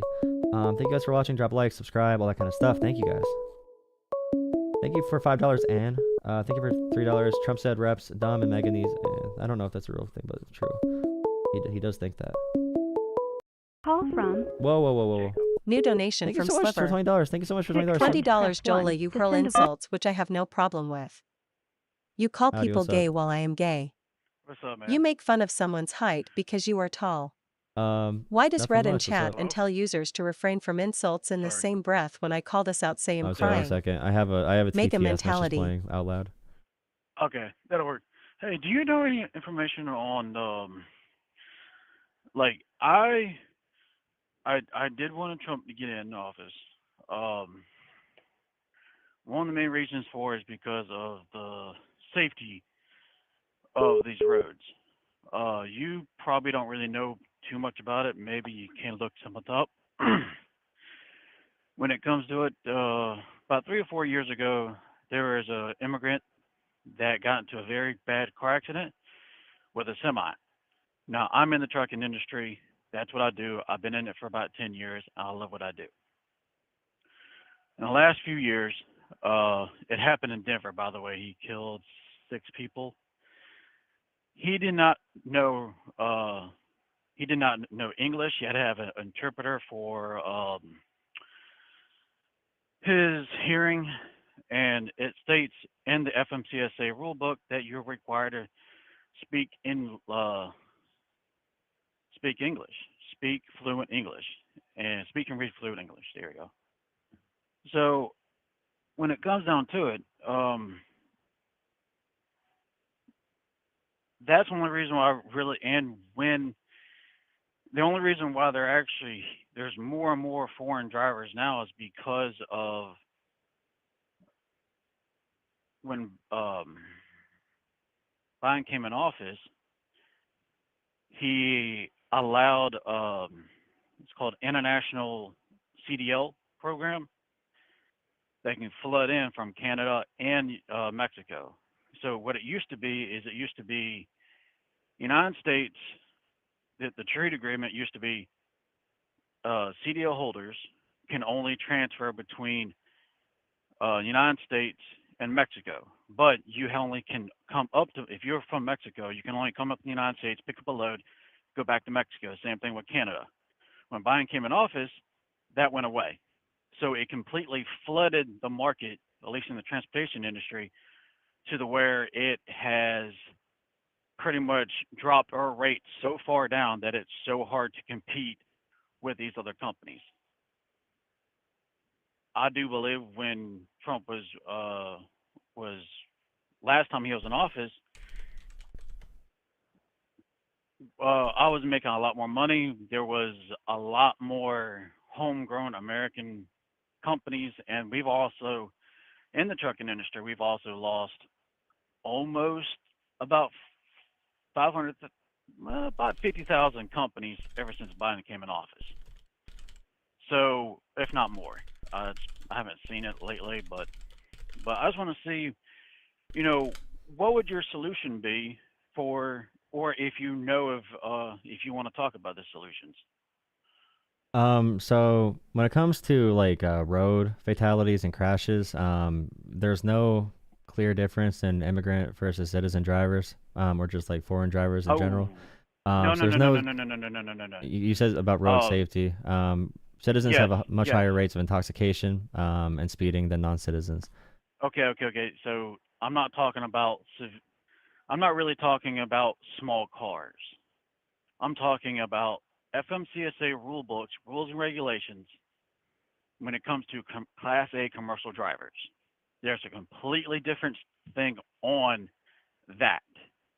If you don't know it, I don't want to debate you because of that'll be unfair on my side. Well, okay, economically, when Biden did that policy, we were at a shortage of around 100,000 truck drivers in the U.S. So the reason he did the policy, we were objectively. That's one reason shipping costs got so high is because we were at a lack of truck drivers to fit our economic revitalization after COVID. Like from industry standards, we were at a deficit of around 80,000 to 120,000 drivers in 2021, 2022. Like nationwide. That's what they said, right? That's what they said. So that's what the news keeps on saying. But I'm literally living in this industry right now. I'm telling you, we're not at it. We're not. Well, I'm at sorry, it's a big industry. You're not God. You don't know everything. I think some Americans got to be told that. Like we have data for a reason. You can't I mean, I respect your personal situation, but there's a lot of companies, a lot of miles out there. So like when there's issues with shipping and the supply chains tightened and inflation's so bad. One issue with inflation is ports and roads. The ports were all clogged and backlogged, and the supply chains were messed up from COVID.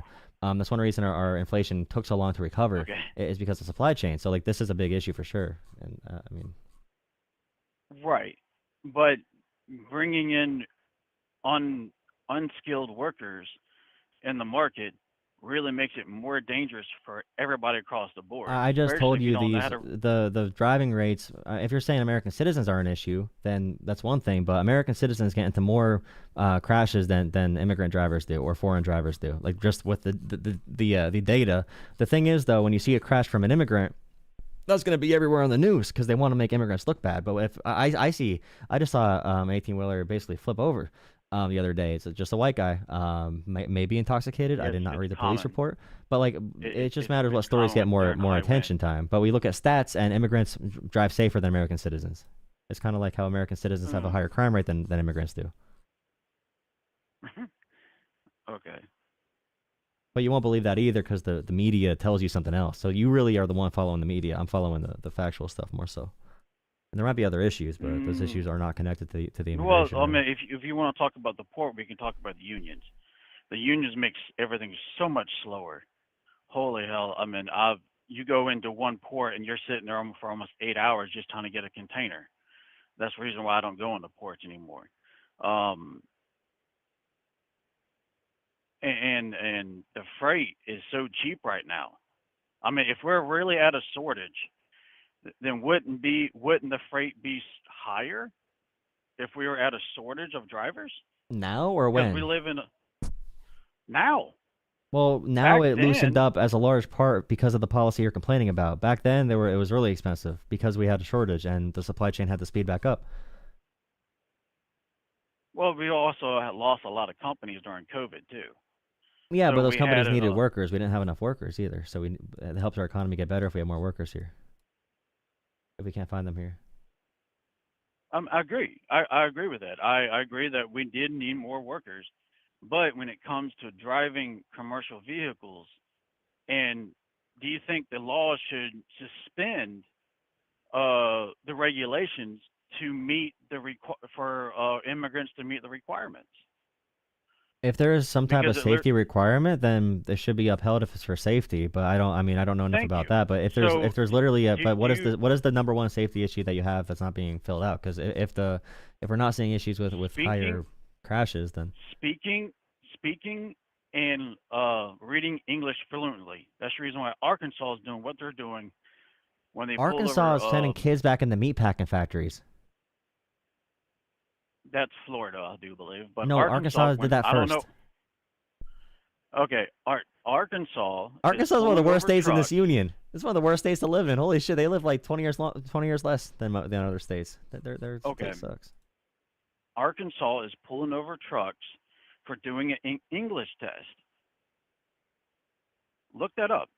I mean, I'm not in favor of that. I'm not in favor of that at all. It seems like immigrants are driving better than American citizens are. because that's not a. If you understand enough to get around and drive and be able to deliver, then I think that's fine. It I know literally immigrants. says in the FMCSA you must be able to speak fluent English. Fluent English and read What English. is considered fluent? In the FMC, fluent enough to have a conversation with a DOT officer.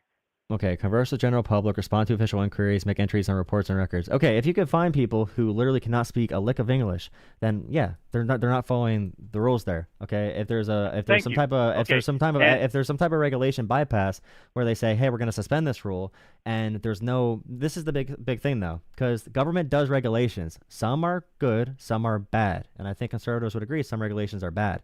So if we take away this rule and someone can speak a little bit of English, and we see that there's no increase in crashes, then I don't see an issue to put it back in place if it's going fine. So like we'd have to look at more. I'd have to know more information about that before I make a determination.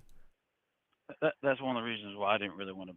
If you want to do some more reading, that's more welcome to. But I know from this industry that there has been more crashes. The more crashes has become like, especially since the 80s and 90s. And the 2000s. Now, I wasn't driving back then. I started driving when I was 2013. But majority of that is probably ELD regulated, and also the governor trucks. When you govern a truck, if you govern every single truck down the road, because a lot of mega corporations have been doing that since the 2010 or even longer than that. You set one truck speed limit, and they can't pass, and it just becomes a big hassle. But that's besides the point. But I agree that when it comes to on the trucking industry though, it really comes down to, it's the regulations in the book. Oh yeah, if you looked up the FMCSA, there's almost like 300 or 400 pages of regulations. That is ridiculous. There's difference in regulation too. They altered the proficiency requirements. It's not removed, where you literally cannot speak or you speak no English at all and be able to drive still. So they moved it to like what I said, where you can understand enough and have enough of a conversation to be able to safely drive and do the job, which I think makes sense. But I'm looking at the alterations they made with the FMCA or the FMCSA and also the CVSA. That's just for commercial vehicle safety. Because they took it out basically in 2015. Yeah, and then there was a adjustment in. Let's see, there was an adjustment in 2020. I don't know, whatever the exact year is. Then there was a proposed change. I'm sure they're going to change it now with Trump in office.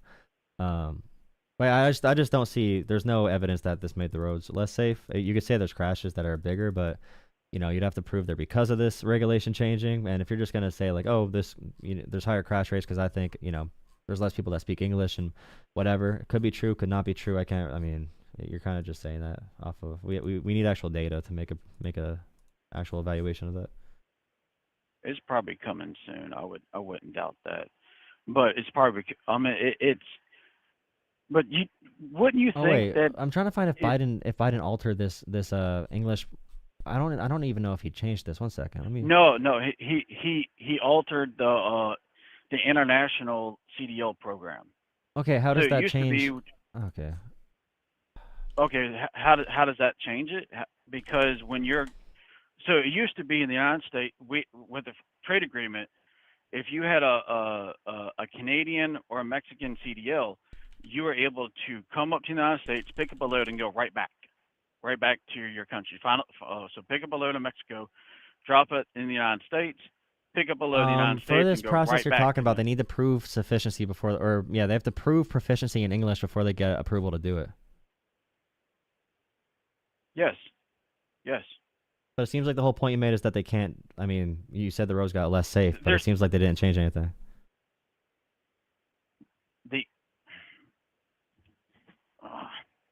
Unless they were just saying immigrants or like foreign workers are just worse drivers, which doesn't seem to be true. No, I'm not. Like, actually, some of them are actually pretty damn good. Like the Saudis are actually pretty good. But but they know how to speak English too. Most of them know how to speak. They also have. Well, you still need to prove that was never waived. So if someone can't speak English at all, then that would be a violation of it. But that's still a rule. Exactly, exactly. And there's a bunch of drivers out here. I see them every day. I don't see them. I hear them. Well, they could I'm be out speaking a here, different language and still know English. They could still know English and not have perfect English and still be proficient enough in it to be a safe driver and be able to converse with people. so okay. So what about the driver in Denver, I-70, that killed 7 people? That had to have an interpreter. Do you think he should have been in the truck? It happened about 7 years ago.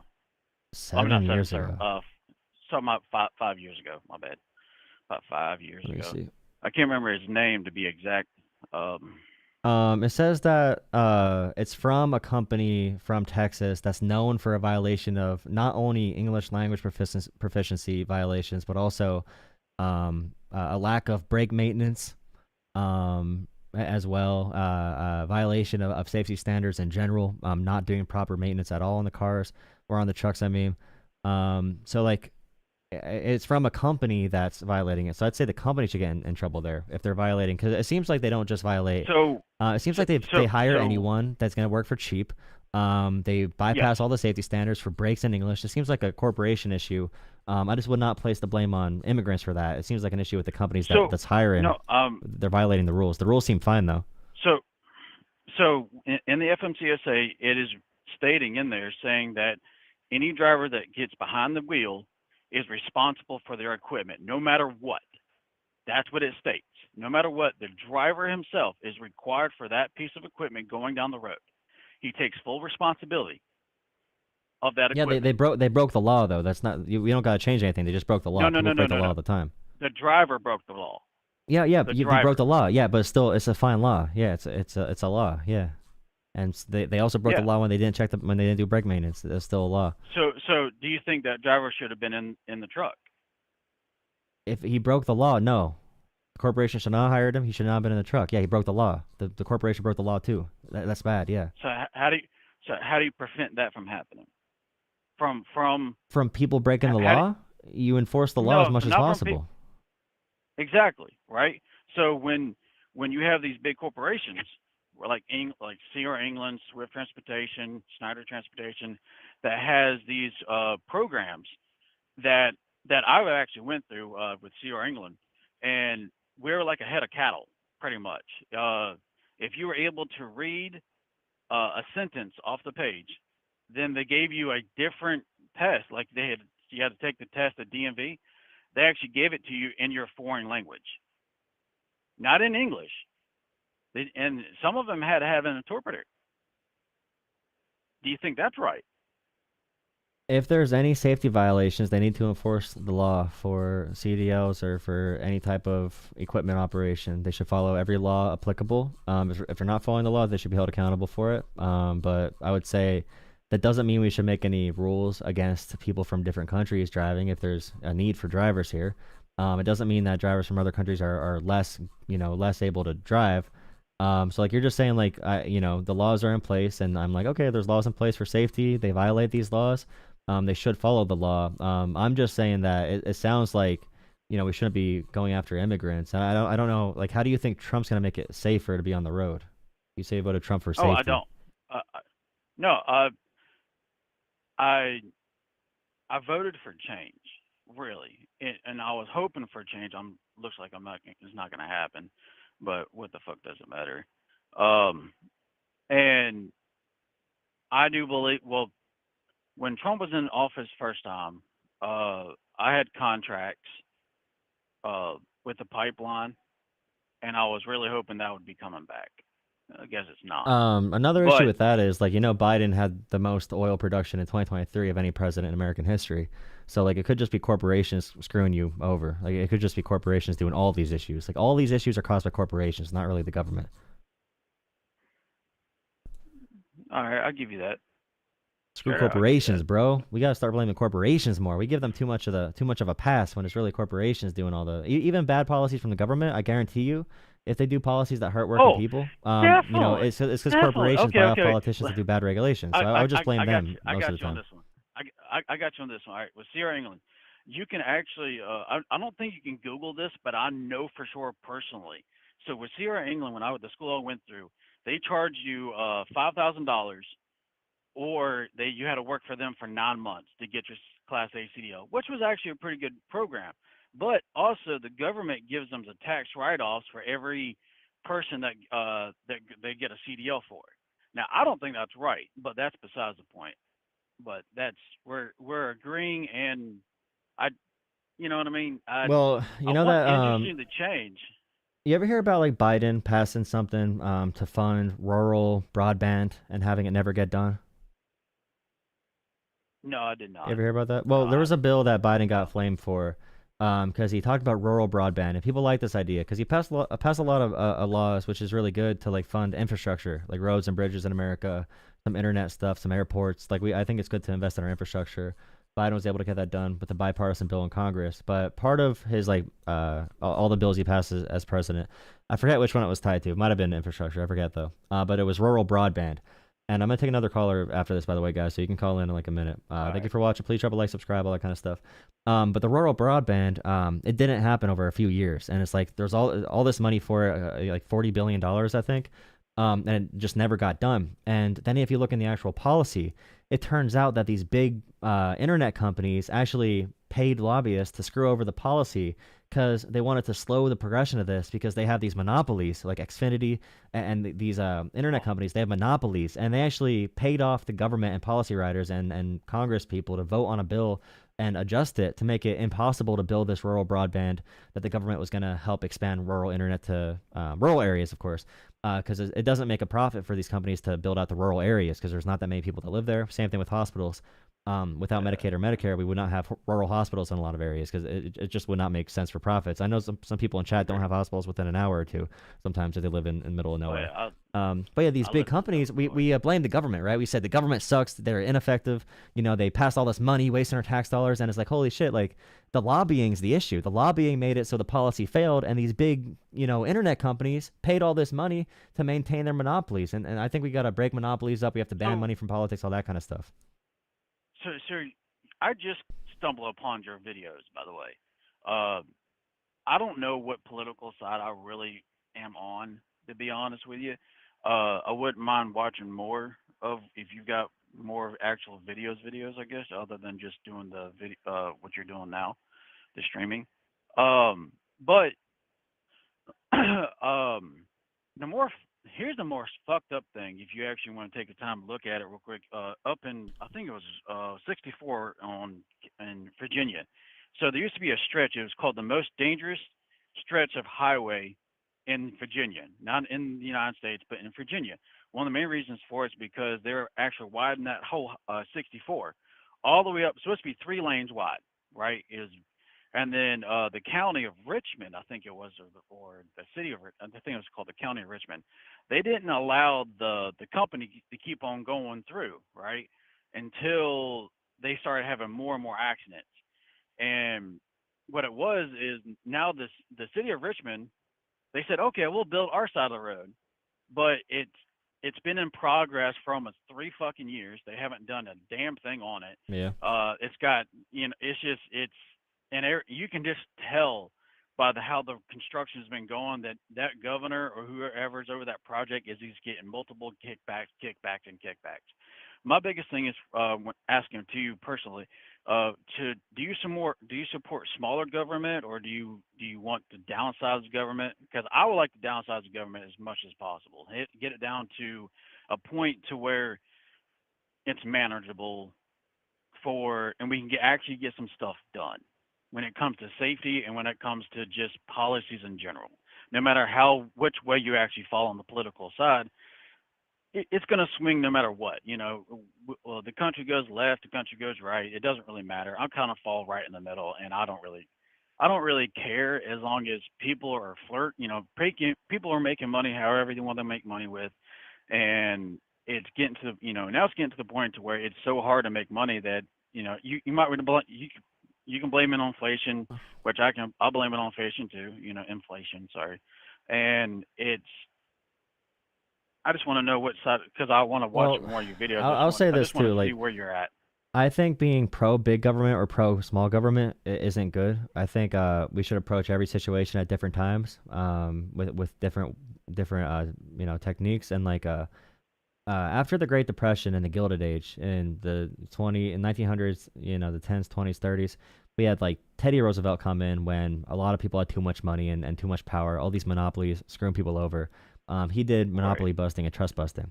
Then after the Great Depression, FDR had really high income taxes on the very top percentage of people because they had all the money. No one else in society could thrive. He used that money to build infrastructure, which led to our economic boom from, and also the war effort, but largely the New Deal from the 40s to basically like the 60s or 70s. We had a huge infrastructure boom and manufacturing boom because of those policies. So right now, I would say like the government can do good things, it can do bad things. So I want it to do more good things. So I want it to protect people from companies and corruption.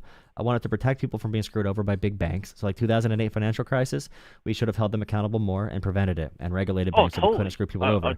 So that would be big government to Republicans, but I think that's small government because when I think big government, I'm thinking executive power, authoritarian power. They could take away our rights. But when I think we should have a more expanded government, I mean more people being hired at their community levels, at their state levels. Our federal government had the same number of employees for like 50 years now. We've had like 2.8 million employees in the federal government or something, the same number for like 50 years. So our government's actually pretty small right now compared to what it was 50 years ago in the federal government. So it's more on what the government's doing and how they get it done. Like we had a whole bridge collapse outside of Philadelphia. We rebuilt this entire bridge in 12 days, right? 12 days. Because we cut the red tape, we had to get this shit done. So a lot of it is just like, what do we need to get done as a society, and we need to get it done. So government intervention can do a good thing, but my big thing about getting money out of politics, our founding fathers knew we needed a strong government for the people and by the people, but that government cannot be corrupted by big money, because the government needs to be strong in protecting us, because that's the only place we can have power is voting, and that's the only place we can break up big companies, because we're never going to have that money to control society like the big companies can. So a big issue with small government that conservatives advocate for is it gets so small in areas where it should protect us from these big companies, and I don't like that. And usually it's a small in sense of like giving tax cuts to huge corporations and all that kind of stuff when they don't need it, and when they're polluting our water supply, they're firing our workers, they're giving us low wages, they're taking stock buybacks and all that kind of stuff. That's why I hope a Democrat emerges who's like anti-monopoly, who's pro-trust busting, who's anti-money taking over politics, and who's not like cringy about it.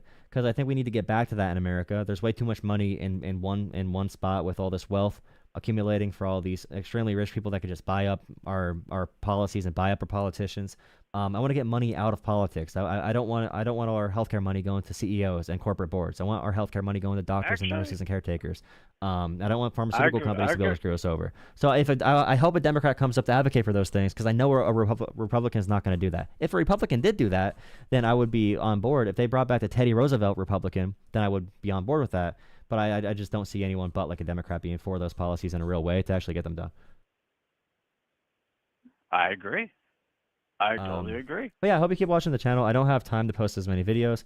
But if anyone's watching, if you want to help me do that, please consider becoming a channel member. For anyone watching, $3 a month. I have Jolah Politics on Venmo, Cash App, and PayPal for donations. I just got a Cash App from RJ. Thank you so much for the donation. Thank you for the donations and coffee, everyone. And thank you for the call. Really good call. Hope to see you around, man. Oh, yeah. Talk to you later, man. Take it easy. Have a good night. See you.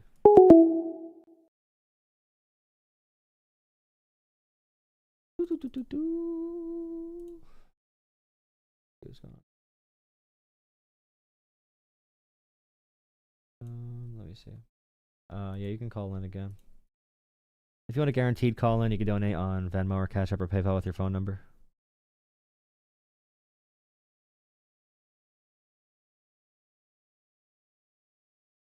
Thank you, thank you, thank you. Red 40. Red 40, dude. Oh crap, I just hung up. My bad. I hung up, my bad.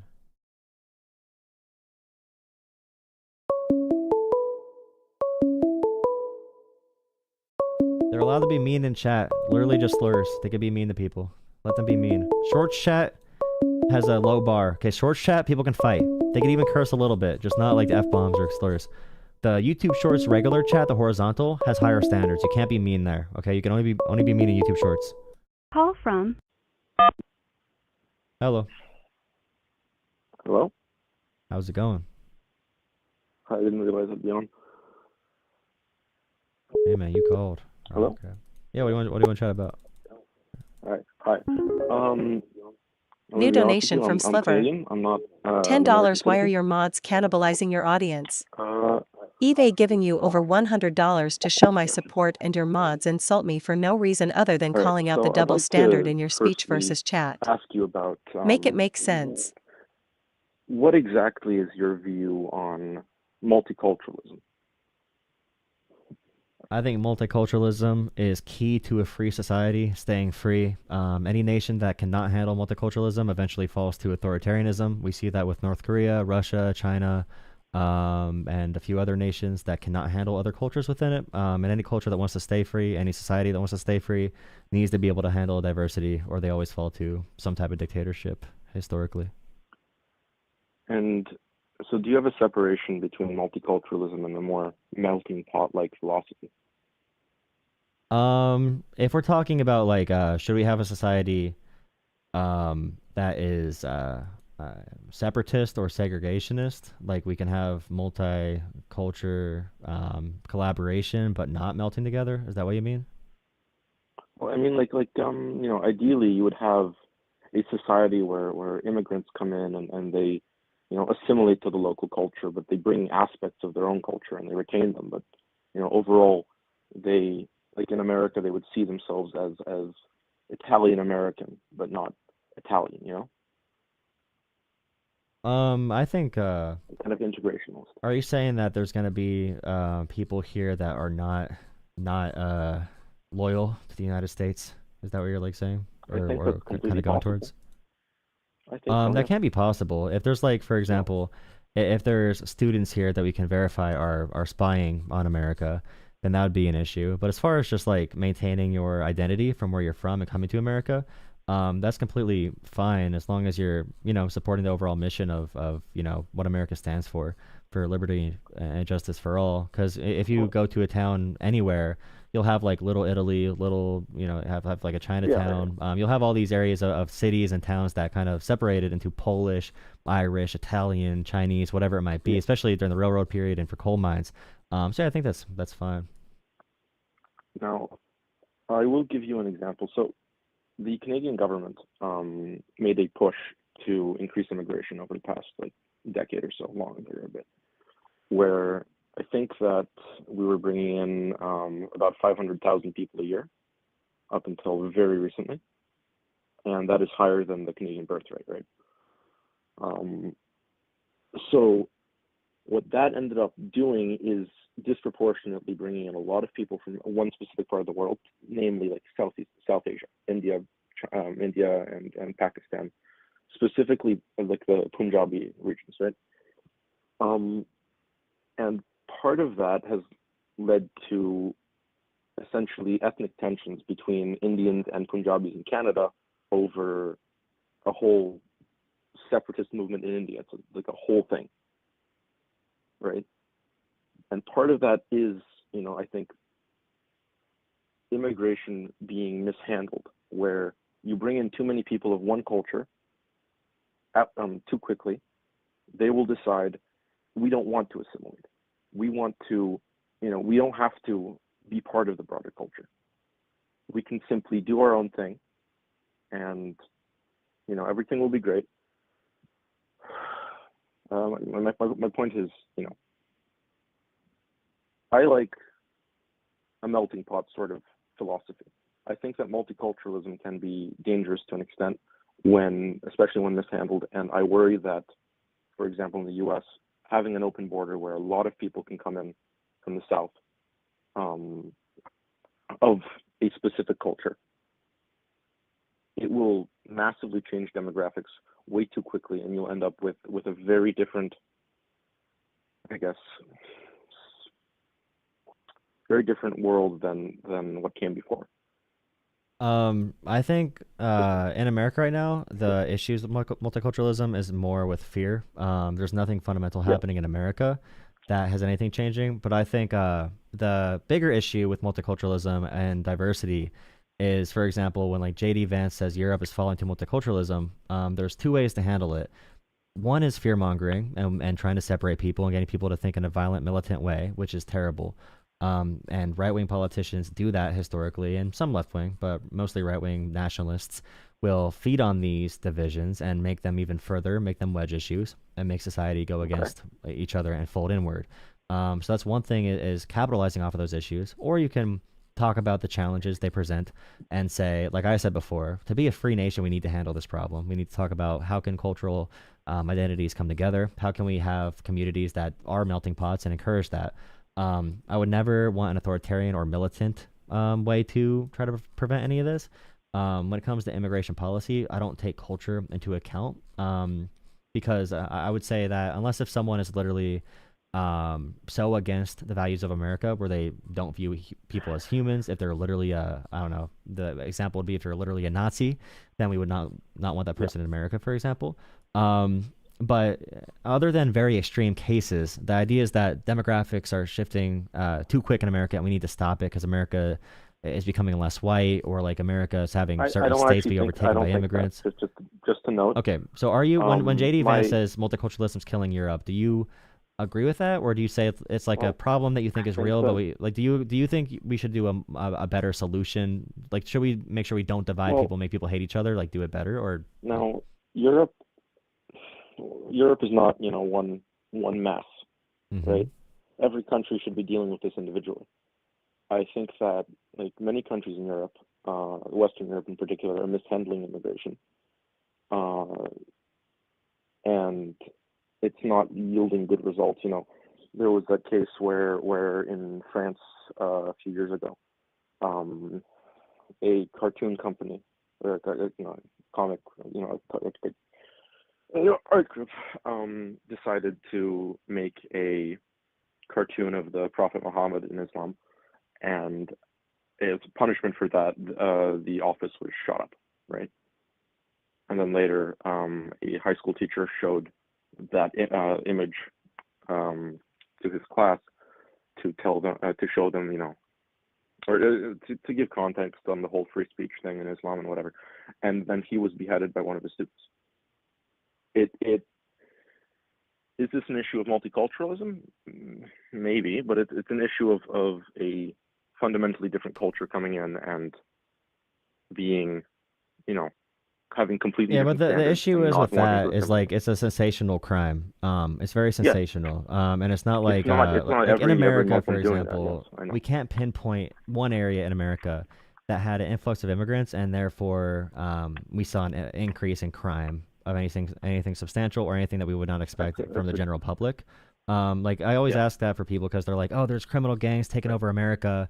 And I ask them like what their examples are, and they bring up Lake and Riley, they bring up the Colorado apartments, and they bring up Springfield, Ohio, which was a fake issue that was proven to not be true, with like the cats and the dogs. And they complain about like people being brought into work, which is a program where you get a sponsor and someone else pays your way, and then you come and work, and a company wanted them there, and the Republican governor and Republican state and Republican mayor all welcomed them to work, so that was a non-issue. But it's interesting to me that people say there's a war zone outside, but then the only examples they can give, unless if they live on the border or whatever, and they've seen enough issues or whatever they could bring up, that's still anecdotal.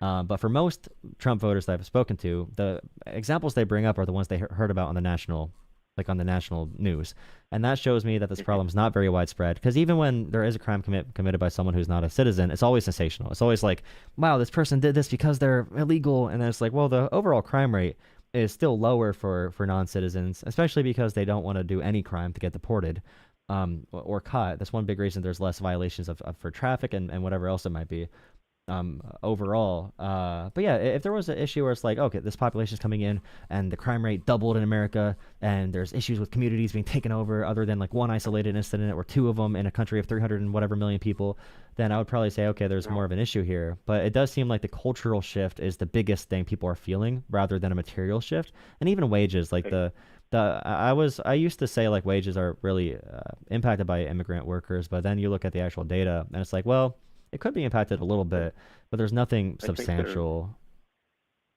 I think wages would probably be more impacted specifically by illegal immigration over legal immigration, simply because but they're doing they're doing like base level manufacturing, so it's hard to say because the jobs Americans already have are not really affected. Minimum wage.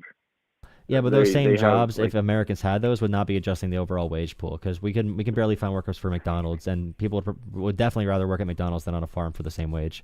So it's hard to say. Yeah. Or even you probably get paid more at McDonald's now with the wages they start off at. With the JD Vance in Europe, the United States is a country of, what is it, 330 million right now? 50? I don't remember off the top of my head, but it's a very large, comparatively, like to a country like Canada or even France, where it's 60 million, right?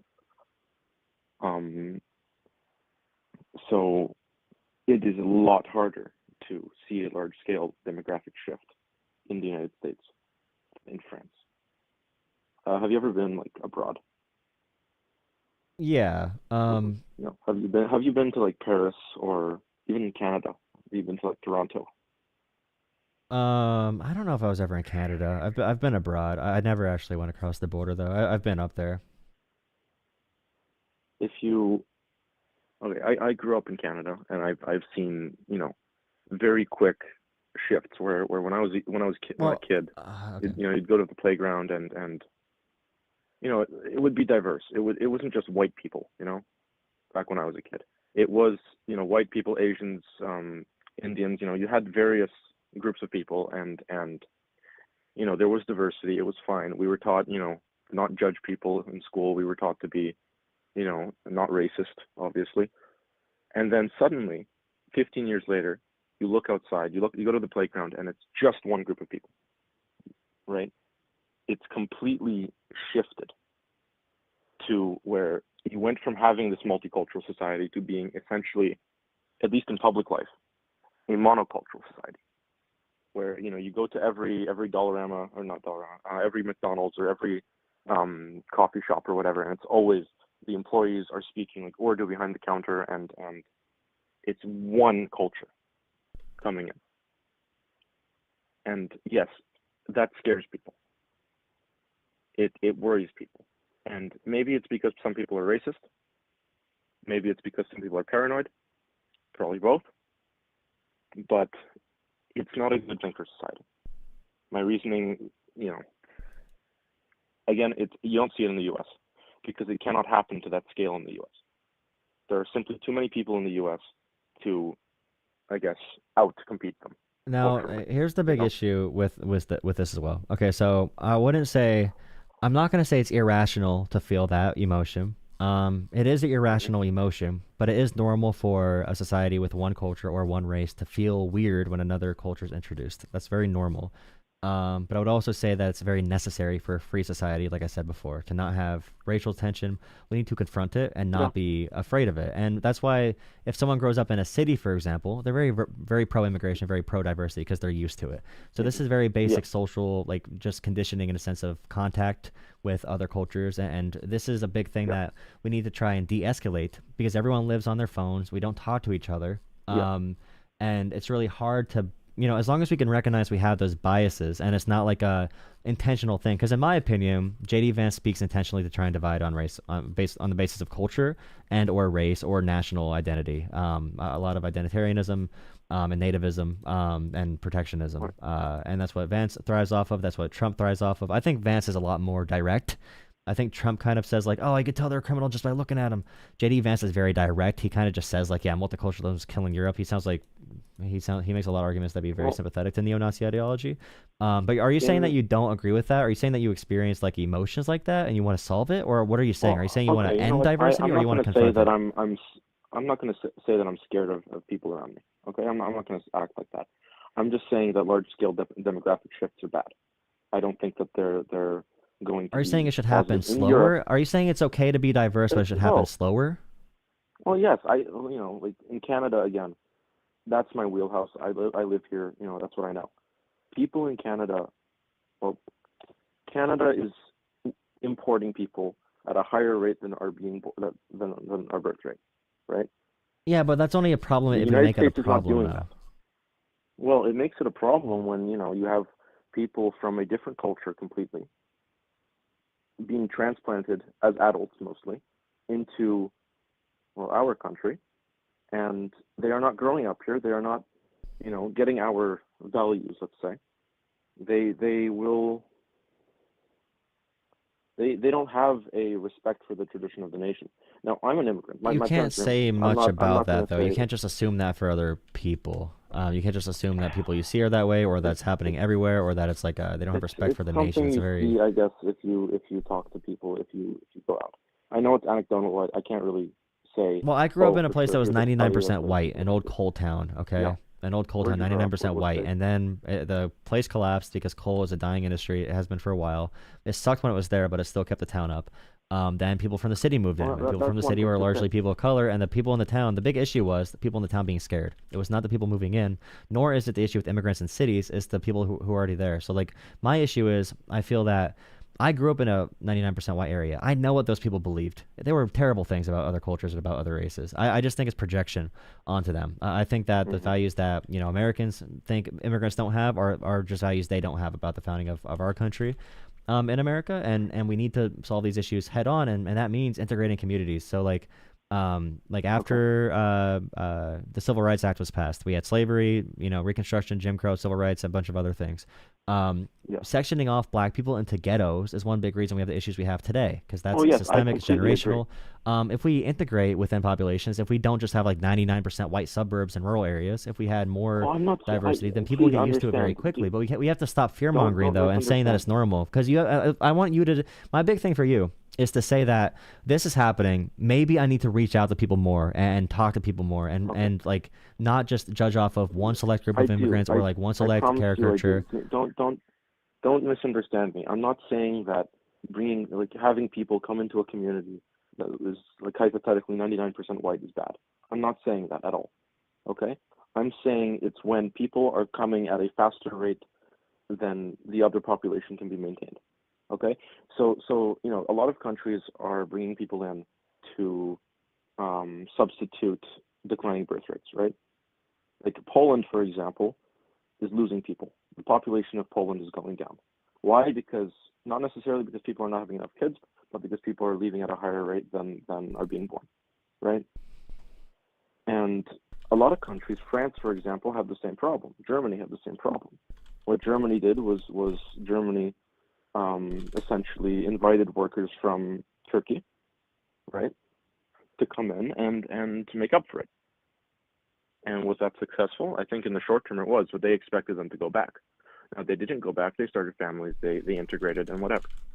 And that's not a bad thing. I'm not saying it's a bad thing. I'm simply saying that when a town, for example, goes from being like, I'm saying, here's a good example. Brampton, Ontario went from being 60% white in 1999 to Okay, I'm sorry. But all these stats, stats that you're saying right now, we should be talking about how, like, I just saw crime stats, and it shows that immigrant communities with all these changes in immigration that you're saying, the rapid changes, have lower percentages of property crime and violent crime because the immigrants bring more peace with them and less violence in general. So it's like when we talk about the value statements, the public resources can be strained. There can be an issue with housing if you bring a lot of people in. But in general, if you bring people in that have a shared idea of freedom and prosperity, we just need to talk to your neighbors more and talk to people that are moving in, because I just feel this is very nationalist, and it just does not map onto the real world. Are there issues everywhere? For sure there are. No, but you're just citing about racial statistics and birth rates. Go out and meet people. Go outside. It just seems like you're very online. I know. But if you have these arguments, you don't meet people. You do not. Okay, if you're talking about birth rates on the internet at 2:47 a.m., you do not meet enough people. Go to hell outside. Have a great night. I love you.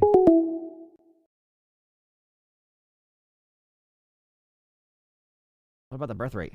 God, dude. Crime rate lower. Economics doing better.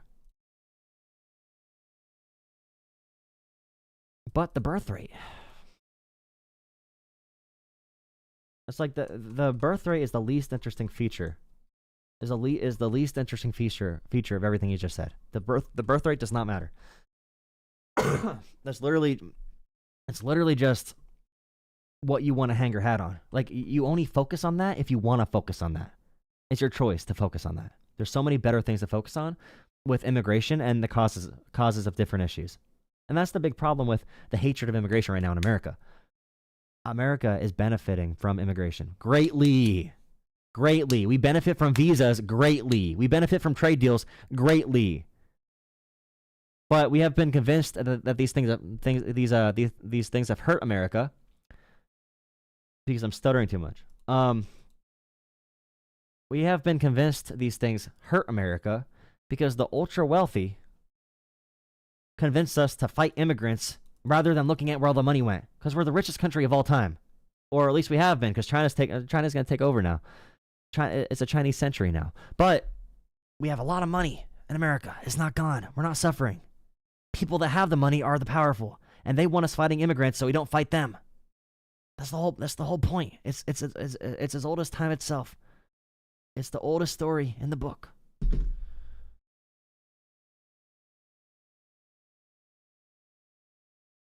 Bring the sources for your statements? No, I don't give a shit anymore. You don't care about sources. You don't care. You don't care about sources. You could look it up. You could Google shit too. You have the internet. Dude, do you know how helpless you are as a person? If you need me to handhold you to a Google search, do a damn Google search. You entitled liberal pussy.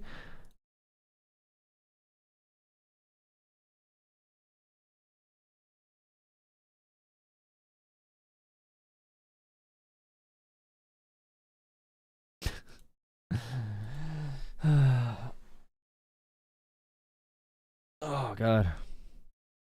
Google something, bro.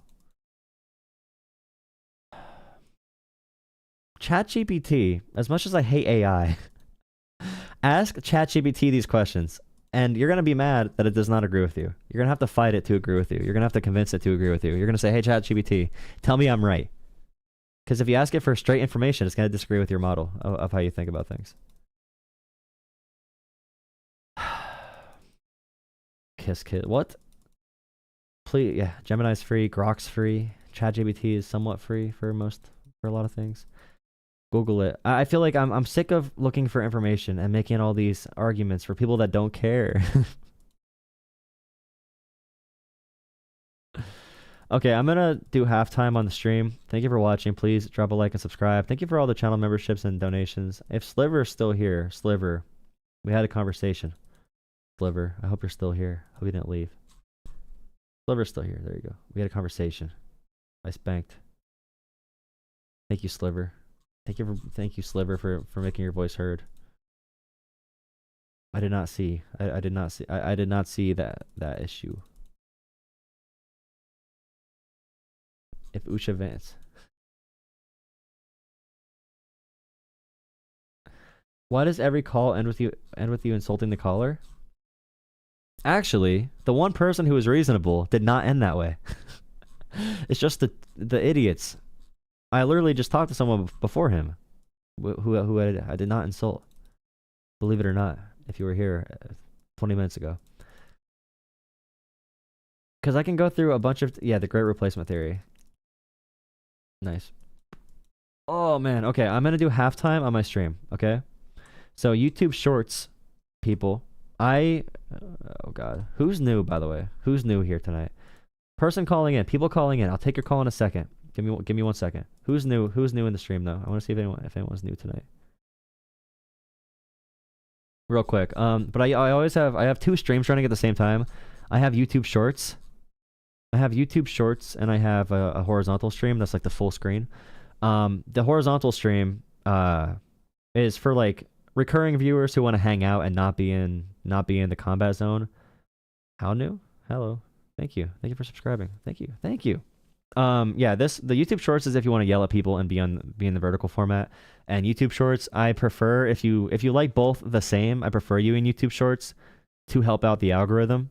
You help me get shown to more people and get more callers. But I do halftime where I shut off the YouTube Shorts stream. I send all of you, I redirect you automatically to the horizontal stream, and I reset the YouTube Shorts. Okay, so I'm doing that right now. So the YouTube Shorts is going to end, and it's going to redirect you to my full stream. But I'm going to put up the YouTube Shorts again in a minute. I'm going to put a video on and take a little break, stretch my back a little bit. And if you're calling in, I'll take your call in a minute, okay? I'll take your call. It's 12:53 right now. I'll take your call at 1 a.m., okay? I'll take your call in 7 minutes. But for now, go to the other stream for now. Okay? Thank you guys for joining me. You listen every now and then? You are short. Nice. Combat Zone. It's a joke about YouTube, you little... Okay. Thank you. I do the combat zone. That's a funny way to say that. Thanks, Jenny. All right, thank you. Go to the other stream. I appreciate all of you for watching. I might do... Maybe I should make this like weekly on the weekends. Just do like a long stream once or twice on the weekends. Do other stuff during the week. I am thinking about running for politics, so I need to be very precise with how I do that, if I do that. But thank you for all the donations. Everything you do helps support my advocacy. I was just at the protest today in my state's capital. I had a couple of you hanging out there, so thanks for joining me earlier. But yeah, if you want to support the channel, Jolah Politics on Venmo, Cash App or PayPal. And then YouTube memberships are $3. They start at $3, so it's a cheaper way to get into the membership. And there's a Patreon as well. Thank you for watching. Or the coffee link works too to donate. Coffee link too. I should one. All right, guys, I'm taking a break. Go to the other stream. Thank you. Run for Senate. I'm not old enough to run for Senate. Pay me and I will. Okay. See you on the other stream for a second. I'll be right back, though. 5 minutes. In 5 minutes, I'll take more calls. Thank you, guys. Thank you for all the donations, memberships, all that kind of stuff. Thank you. Pay for me and I will. Bolts and bolts. What's your number? Okay. I'll take your call then. I'm taking a little break, though.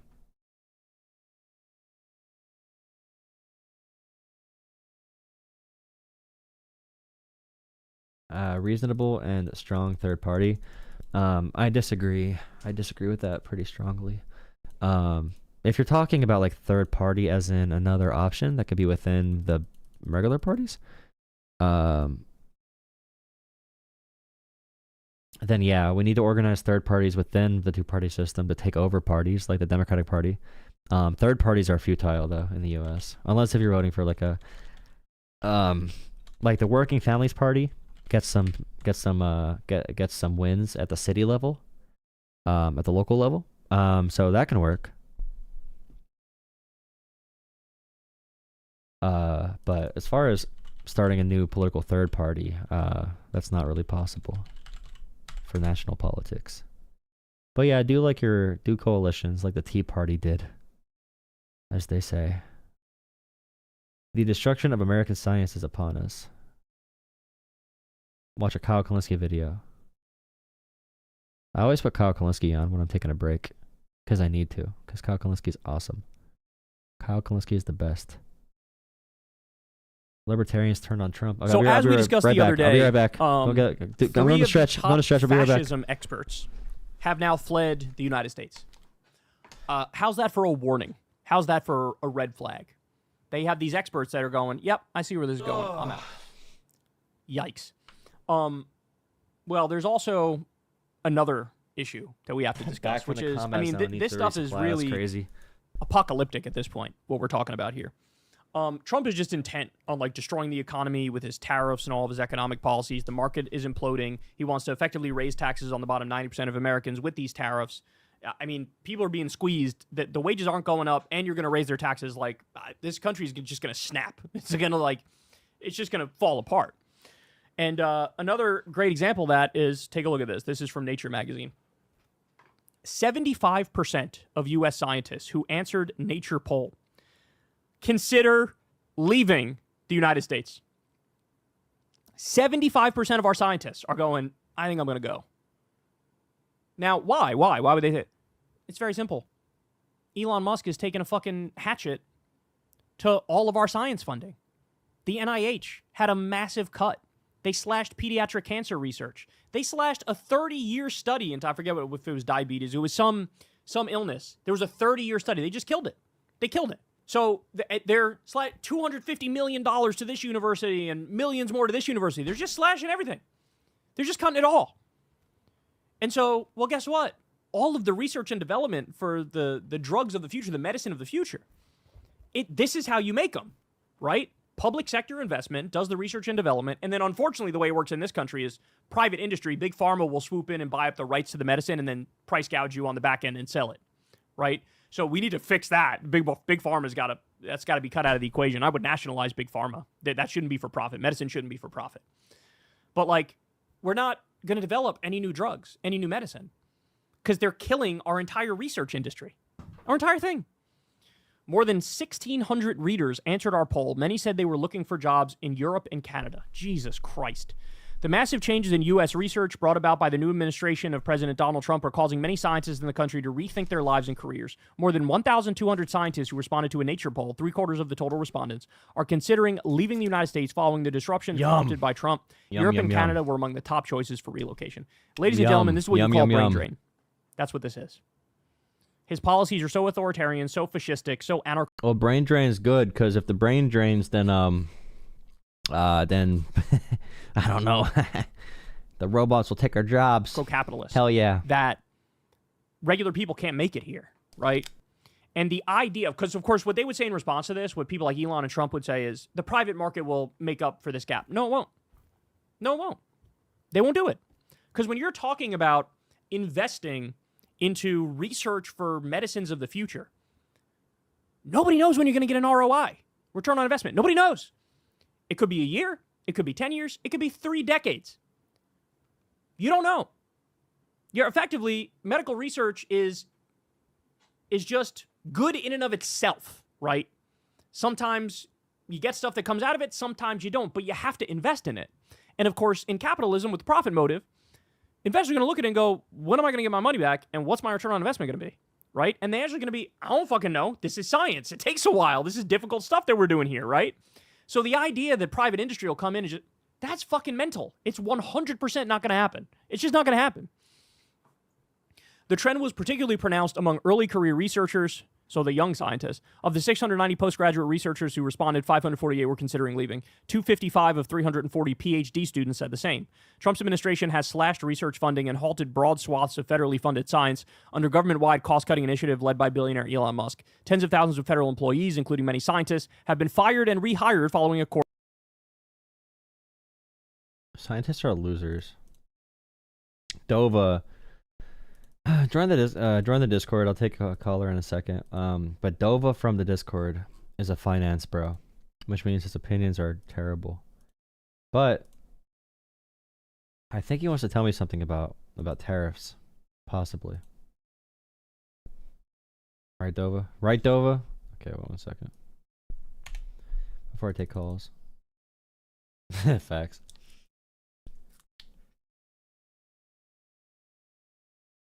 At least you're not a business major. Like business majors, they really focus in beer pong. For real. You probably do too, though. Hi. Yo, what's up, man?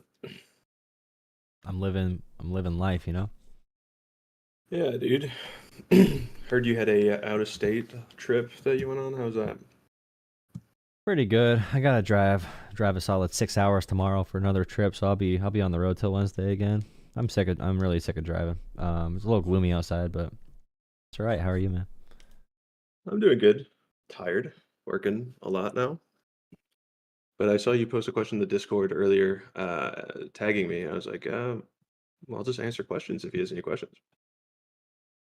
So you said in the Discord, because I said about the tariffs and the Fed lowering rates, but there being an issue if we have conflicting variables, so they can't just say like I'm going to lower rates because the growth is slow, or if they look at inflation, they have to weigh both of those, and they could be conflicting, and make them kind of be like, oh shit, I don't know what to do, because if you have stagflation, how do you address stagflation? Like you said it's similar to the 70s, and Jimmy Carter has stagflation. So right now, number one would be, how do you address stagflation? What do you mean when you say the current environment's like the 70s? And would you still say or would you still have the same evaluation if we did not have the tariffs when you said it's like the 70s? Yeah, so I guess we'll start with like why it looks like the 70s. Well, it could and it couldn't, right? I think the Federal Reserve is doing a good job right now by not just acting on sentiment surveys and waiting for legitimate data to come out on like, hey, is this price volatility that's going to be caused by tariffs? Is it transitory? Is it going to move on, go away by itself? Are tariffs going to change? Because there's still no clear message on that. There's like 3 different goalposts that he set. And if it doesn't, what do we do, right? Because that's stagflation. And what we saw in the 70s in that case was Paul Volcker basically raise rates an astronomical amount and just plummet the economy into a recession.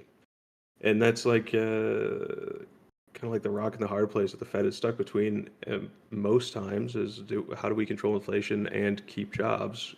The only way we can is to cut growth and cause a recession, and then people lose jobs, and then they have to stimulate and bring those back, right? So I'd say to really know where we are right now, we have to do what the Federal Reserve is doing and just wait for hard, true data to release. And probably not get too scared before then.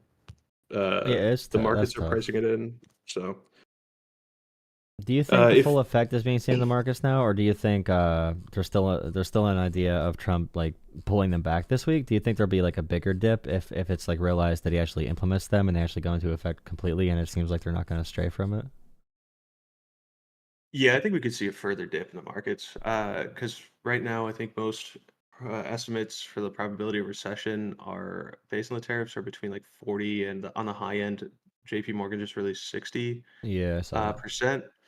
So when you're like pricing in the risk of a potential recession because of these tariffs, you're pricing in only the probability of that outcome, right? So there's not 100% recession is not priced into the market right now. There's no way.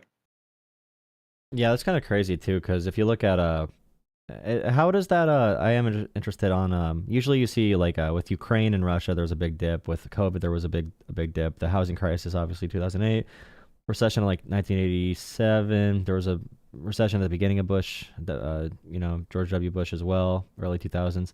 But typically you see these kind of fluctuate. I know our market got brought down a little bit in the past few years from like Japan having a big economic issue with their markets, but we were not as affected. But usually we are in line with global markets in some sense. But right now we're seeing our expected growth rate of like 1 or 2% being switched to is it called degrowth, or what would you consider? What's the term for that when you get smaller? Like, yeah, like you're causing like a retraction in GDP. Oh, retraction. I think I meant to say yeah, that's what I was looking for. Retraction.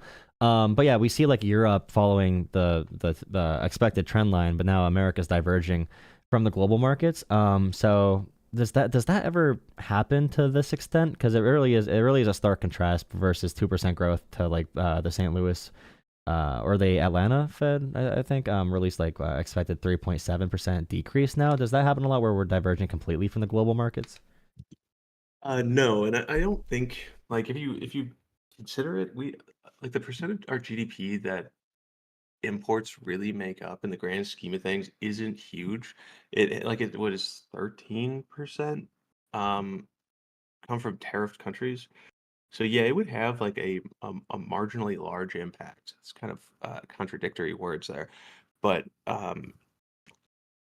we don't like if these stayed on how they're currently applied, possibly. But right, he's like Trump has set 3 goalposts for this, 3 like goals of tariffs, and one is he wants to use it as negotiating, one is revenues, and one is to reshore manufacturing to the United States. Well, those last 2 are completely contradictory because you can't have revenues and bring back manufacturing, because if all the manufacturing comes back, you don't have any fucking tariff revenues. That being said, you get more taxes here, but we need to there needs to be like clarity in this. If the deficit will be crazy too. If we really like the issue with America too, that it's hard to say from like raw material standpoint, like you said, the percent of our economy that's like imported goods necessarily, because we do a lot of high level and finishing and high skilled manufacturing in America. So like we add more value to input resources from other countries, whether it's lumber or metals or batteries or whatever. We add value to those, and like even with our making cars, we usually do the finishing production like in America, or the most expensive or high skill or high paying jobs in America. So the effects of us, I mean, there's the effects of that and making input costs higher for businesses, which is why many of businesses just take a loss, especially if you have a policy where the president can kind of do it authoritarianly or just like unilaterally. Then a lot of companies will probably just say, well, if we have a 10-year investment coming, we might just decrease spending for a while, especially if this guy can turn this on and off, or decrease it until Congress stands up and does some type of long-term policy. So I feel like we could see some of that, but this is really the danger of having just like a, the point of Congress is it happens slower. It happens more foundationally. It happens with the power of the purse and taxation in Congress. But having a president have this power to turn it on and off and say whatever's a national emergency, it just seems like I don't know what to compare it to, because even the race they came up with being built off such a faulty formula and expecting like these poor countries to somehow import the same amount of goods as America does, I just feel like they can't even be the possible goal of this. Like you would never have these standards for literally anything. Like you would never tariff Vietnam at the same rate of China, because then you're pushing trade partners to China. Like it just, do you think there's any, if you had to have a steel man position, before I take some of the callers who want to argue about diversity being bad for America, do you have any, like, what is your best representation of what Trump wants to do? If the economic advisors are telling Trump to do this, I know some people said he wants to purposely crash the economy to get interest rates lower, or like to crash it so small businesses fragment and the big fish can buy up, more of the little guys that fall apart. Like that's a theory, because every financial crash usually has that consolidation.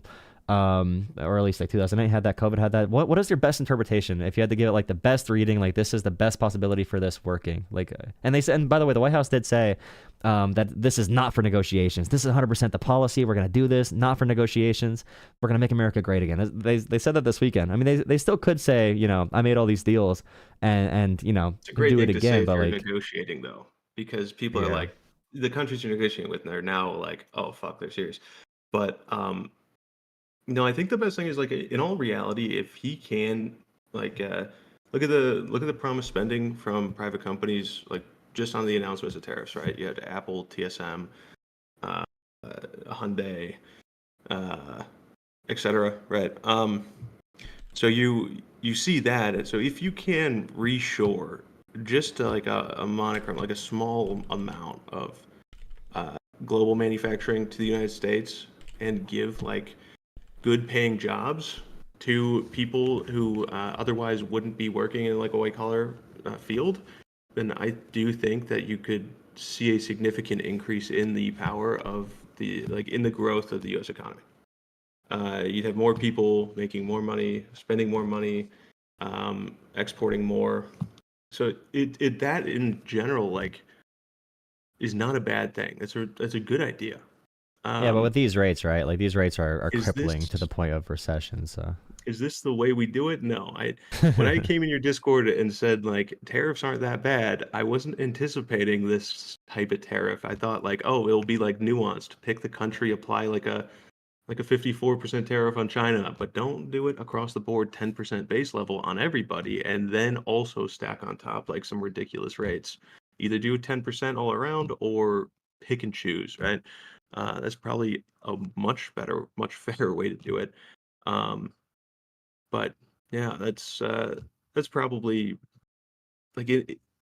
And if you can get if you can deregulate, so regulation fees on corporations aren't as high, and the tax cuts, you could see like companies be able to spend more to produce here, because their money's not tied up in. What's the rate of regulatory costs in America? It's like 1% of GDP since the 1970s, which is crippling when it comes to manufacturing in the United States. So yeah, but the pullbacks I mean, I'm not saying cut standards, regulatory because the standards. consumer base in America would die though, so like the economy would also suffer there, and like I just don't see where the revenue would come from.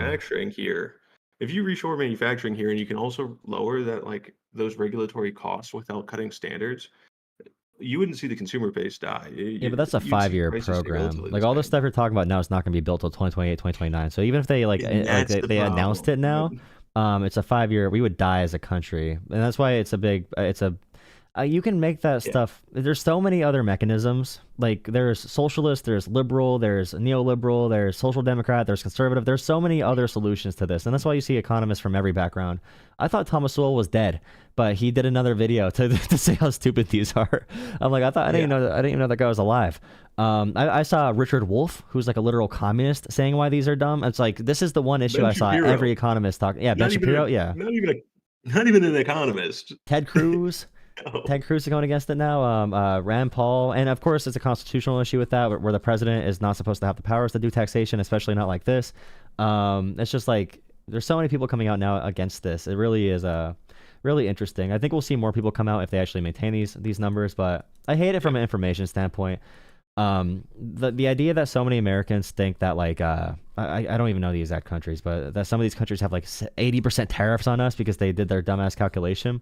It gives such a false impression of how the world works. And I hate, oh God, I wish we just called it import taxes, because like we're not, like this is the biggest tax increase for working class Americans in probably 100, like in a long time. Like it's the biggest tax increase ever since like the 50s, since we had the really high top marginal rate, if they maintain the current level. So like there's no way, I feel like there's no way they can actually maintain this, because it'll kill our country.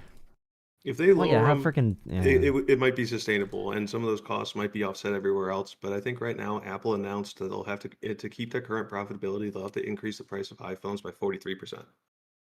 So I hope you guys got an iPhone recently, because upgrading probably won't be a thing. Oh God, people are going to be paying more in taxes under tariffs if they buy one car. I know that USMCA is exempt, but like a few iPhones in a car, some people are going to pay their entire year of income taxes again. It's just better not have to buy HVAC system. HVAC systems are going from like 15,000 to like 22,000, guys. You better watch out. Guys. Big tax increases. I just wish I hate the word tariff, bro. Get rid of the word tariff. Import taxes. Say what it is. We're not taxing Canada. We're taxing Americans who want to import these goods. Just so we can all like have a shared base of information to go off of. All right, thank you for calling in. That's Dova in Discord. Ask Dova for any tips on Call of Duty. But yeah, thanks for the information, man. See you. See you, man. That guy, I hate that guy. Hope he freaking never calls in again. Okay. I'm gonna call this one guy that called earlier. I'm just kidding. Dova's interesting. We're gonna make Dova vote liberal. Hello, this is the YouTubes. Hi there, good evening. Good evening, how are you? I'm doing well, thank you. Having a bit of trouble sleeping tonight, but I'm glad I caught your show. Man, I hate sleeping. Sleeping is my least favorite part. I love sleeping, but going to bed, I'm bad at going to bed. Like at nighttime, I'm like, oh crap, I gotta perform. Like I'm in game 6 of or game 7 of the finals, buzzer beater. I gotta perform now, but I'm just laying in bed thinking about it. I just can't sleep sometimes, man. Right. I hear you. I had a traumatic brain injury in the military, and I've had a headache since October 2024. Well, yeah, I'm sorry that happened. I think my sleep issues came from a traumatic brain injury, because I was at a baseball camp when I was like 12, and I was running through the gym, and I got smacked inside of the head when someone hit the ball. I swear to God, my bell was rung so bad I couldn't see. I could not see, but I couldn't look like I was injured, so I just walked it off. But I was like, I could not see or hear for like 5 minutes. It was crazy. Yeah, you probably had a mild concussion. The soft part on the side of your head, yeah, that like smacked right there. Right. Wow, I'm sorry that happened to you, but so I wanted to open what I feel is a very not well known issue with the classified documents case against Donald Trump. And the one from Mar-a-Lago, those ones? Or? Yes.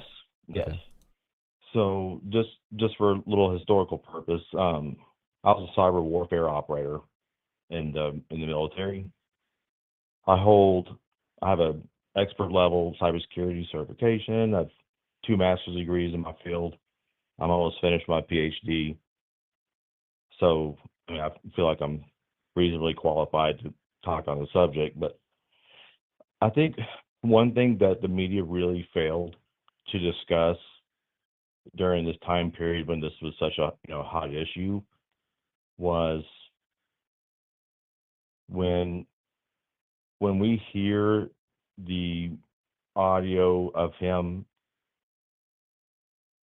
shuffle around paperwork and showing these classified documents to bystanders in the room.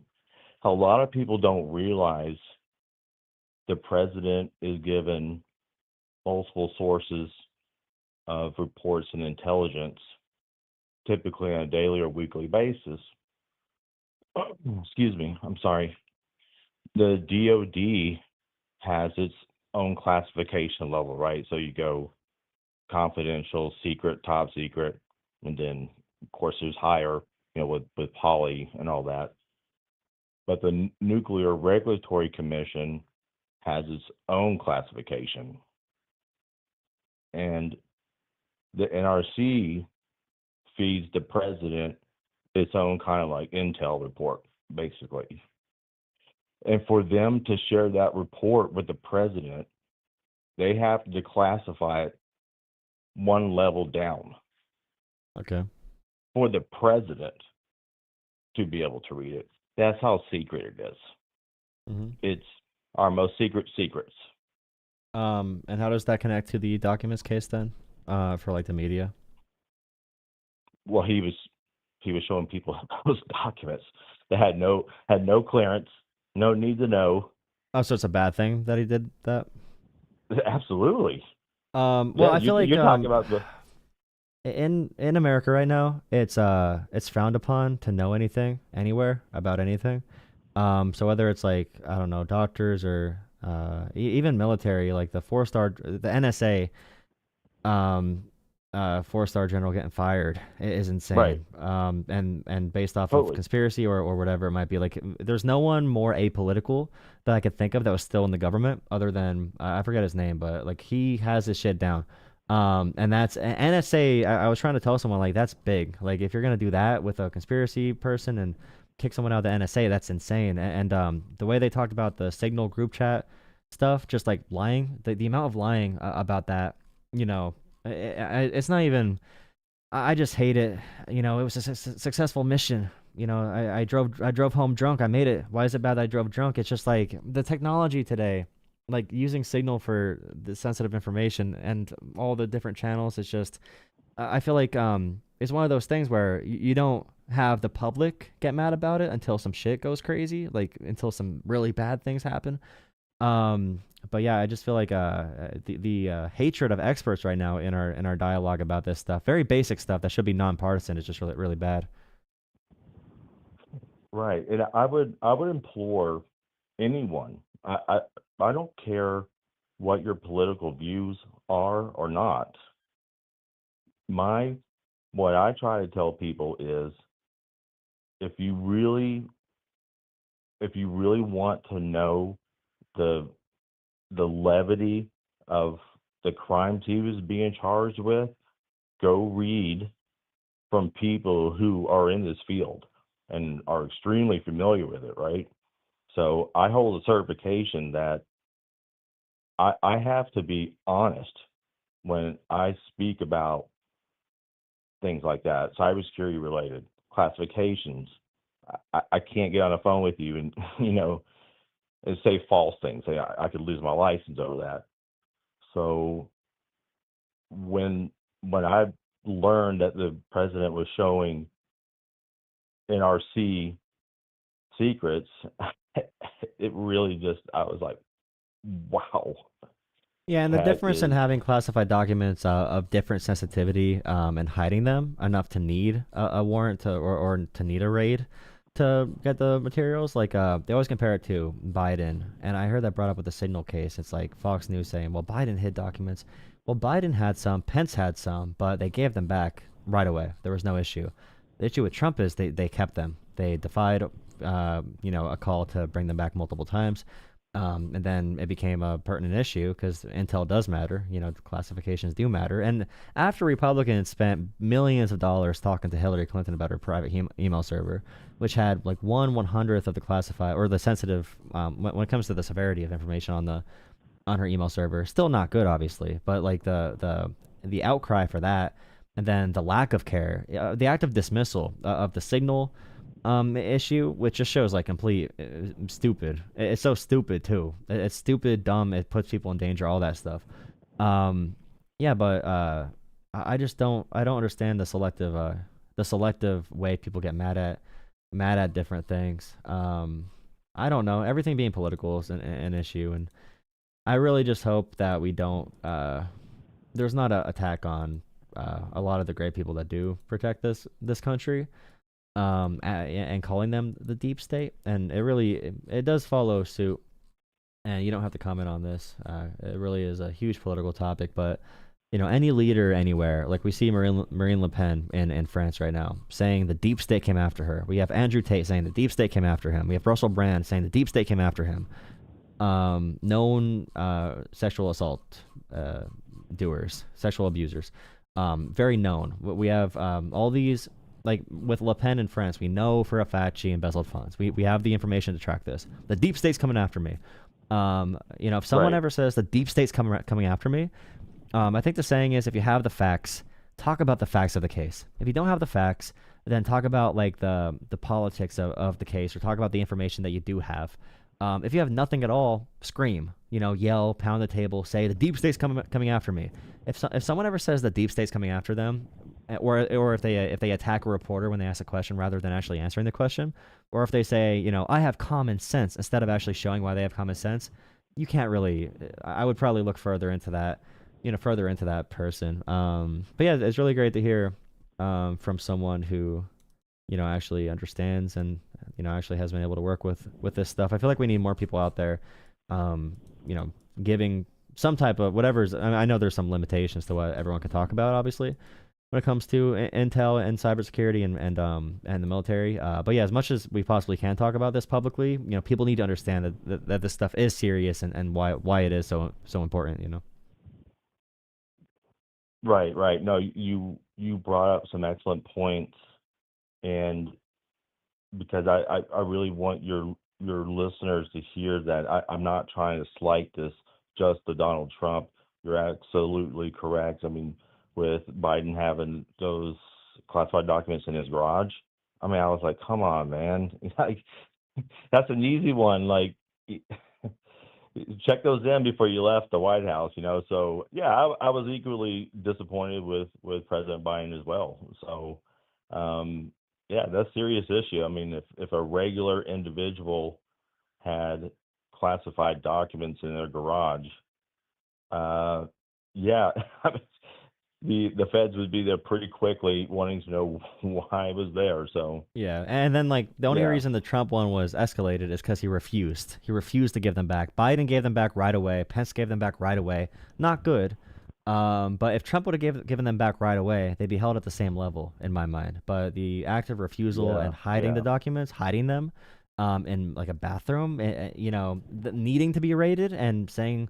And then Trump is like, "Well, that was a witch hunt. They came after me, the deep state." It's like, bro, you were hiding these documents. They were asking for the documents back, and you were sharing them. Like you were sharing them to Australian billionaires and all this crazy stuff, and sharing our weapons intel and bragging about the weapons we're developing to private citizens of foreign countries.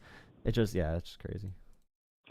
Right. So yeah, if you took Mar-a-Lago, if you threw every piece of evidence out the window, figuratively, right? And you only kept the fact that his attorney quit and left notes that he knew would be memorialized, into record somewhere, should tell you something.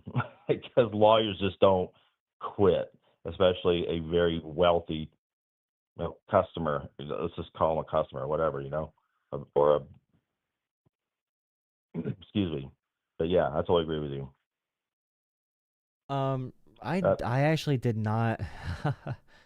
They say about the left media, the liberal media. I did not know that. I did not know about these notes that were left. Notes as evidence of possible obstruction of justice, alleging that Trump attempted to involve his attorneys in concealing or destroying documents. Oh, it's so corrupt. It's so freaking corrupt. People don't even understand what the levels of corruption happening right now. Holy shit, dude. Oh, it's so painful. And Doge, all of our information is in Beijing right now. All of our government. Well, look, also, and this, my friend, I literally just, I used to live in Palm Beach. I worked on the island for just, we'll just say another individual. But there was, gosh, when was it? It was a Secret Service or someone arrested a Chinese, a female Chinese spy trying to sneak into Mar-a-Lago. Do you remember that? You know what? There's been so many cases of that. I heard about those situations, but I don't know if I know about this one. If I was in Vegas, I would put my money down on the Chinese sniffed or got wind that he may have had classified documents there, and they were trying to get someone in that might be able to see if that was true or not. If I was betting, if I was another country and I got that intel, that's exactly what I would do. Well, you see the private investment into Starlink right now for Musk from China and Chinese investors is huge. That's his big cash cow, is Starlink. Tesla is giving him more active cash, but Starlink is the big one that can get government contracts and be a lot more expansive. And there's been huge Chinese investments there. Musk is very close to the government there. He has said that Tesla is reaffirming China's socialist values on multiple occasions. In order to work with their government, he needs to share information with them. The fact he's been able to go through our government agencies and like USAID, that being completely killed because there was like a gay parade somewhere for like $20,000, and they used that as justification and unilaterally took it away. And I think they decreased spending by 80%. And China right now is replacing our USAID programs. They're replicating them in Africa to expand their Belt and Road Initiative. And it's just like everything right now is giving China intel, giving China soft power, giving Russia hard power, perhaps more so than they had before. And I'm just like, I can't grasp the full scope of what's happening right now. But the way China moves very meticulously, Cash Patel is very invested in China as well, and Russia. They're all invested in this financially, and the cryptocurrencies that you cannot track is very scary as well. We just had the dignified transfer of those 4 soldiers that died in the training exercise in NATO, or for NATO in Lithuania. The Lithuanian president was there to see them off. Our president was not there. He skipped it to golf with the Saudis on his own golf course at a live golf tournament, to watch a golf tournament instead of welcoming our fallen soldiers when they came back to our soil, which from a political political perspective alone is insane. But the fact no one cares. The optics look bad. The fact no one cares at all. He was at a golf tournament with the Saudis at his own property, and Biden got roasted for looking at his watch. It's just like right. Yeah, look, I served in the military for almost 10 years. Of course, my heart is with every single veteran. Always, when I see these things, it breaks my heart. But I just want. I don't like double standards. Like, that's one thing in life that really bothers me.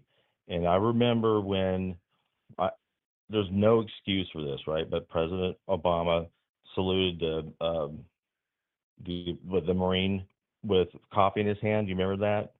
And yeah, Fox News went apeshit. Sean Hannity literally peed hot sauce out of his dick when that happened. He was so pissed. But this doesn't upset him. I mean, come on. I mean, even conservatives need to say, wow, that is like, it's such a double standard. It's angled where you fall off a cliff. Is that double standard? Yeah, the politics of it too. I just feel like Republicans are very quick to jump to 13 soldiers dead in Afghanistan and the pullout. And I feel like that's number one, giving cover to George Bush for, the situation that we're in these different areas of the world. But also, it's a very difficult situation. And we probably should not play politics with their lives of the people that died. And also, there's never a conversation on the conditions in Afghanistan and Doha agreements and Taliban fighters being released and our troop number being reduced, us not having air superiority for a certain amount of time, the ANA not being involved, bypassing them to do all the negotiations with the Taliban. The way that Biden just gets blamed for that, when they were operating off of solid intel, and they had to delay it because the situation there when Biden took office was in such disarray and chaos with how Trump left it. and with the Taliban closing in, with the Afghanistan government, they had to make a lot of tough decisions. And like the bomber on that day, according to their intel, they could not get an ID. I know they claimed they could, but according to the intel that we have at least released to the public, they could not get an ID. That it was any cause for concern. It was always gonna suck pulling out of Afghanistan if we did it. It's just like I just hate the politics played with it, because it's like there was a good effort made, and the people making the plans were service members, and our military made the plans, and they followed the available intel, and shit got messed up. It's Afghanistan. They tried pulling out, and there's a collapsing government there that we were holding up. And I just hate to see the political angle of all this, because we could have a great conversation about the forces there. We did not have a death there for I think like 18 months before the pullout or something like that. Like what went wrong, why it went wrong, was the Doha agreement good or not? Like we could have a good conversation about that, but politics just kills everything. But yeah, right. I want you to respond. Then I'm gonna go to one more caller for tonight. But yeah, thank you for calling in. Yeah, thank you for your time, by the way. And I didn't even ask. Am I allowed to curse on here? I don't know. You're good. You're good. As long as there's not any racial slurs, I'll let people talk. I'm just sorry about that. No, you're good. You're good. I appreciate it. But yeah, is there anything else? Or I say no, I didn't know if you wanted to add anything at all to finish off. I mean, I could talk for 3 hours on in this area, but I'll call another time. I appreciate your show, and everyone have a good night. Yeah, thank you, man. Have a good night, man. Well, all right, bye-bye. What a nice conversation. It's always good to have an intelligent conversation. Now, let's get back to the good conversations, the ones that matter, about the state of our union with the most intelligent callers of all time until the Jolah Talks Politics show. The last caller. Who is the final caller tonight? Who's the final one?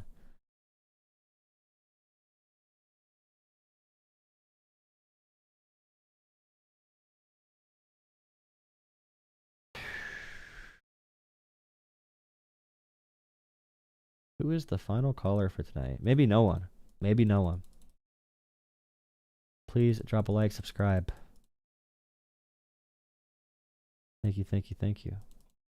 Glimpsing into the void.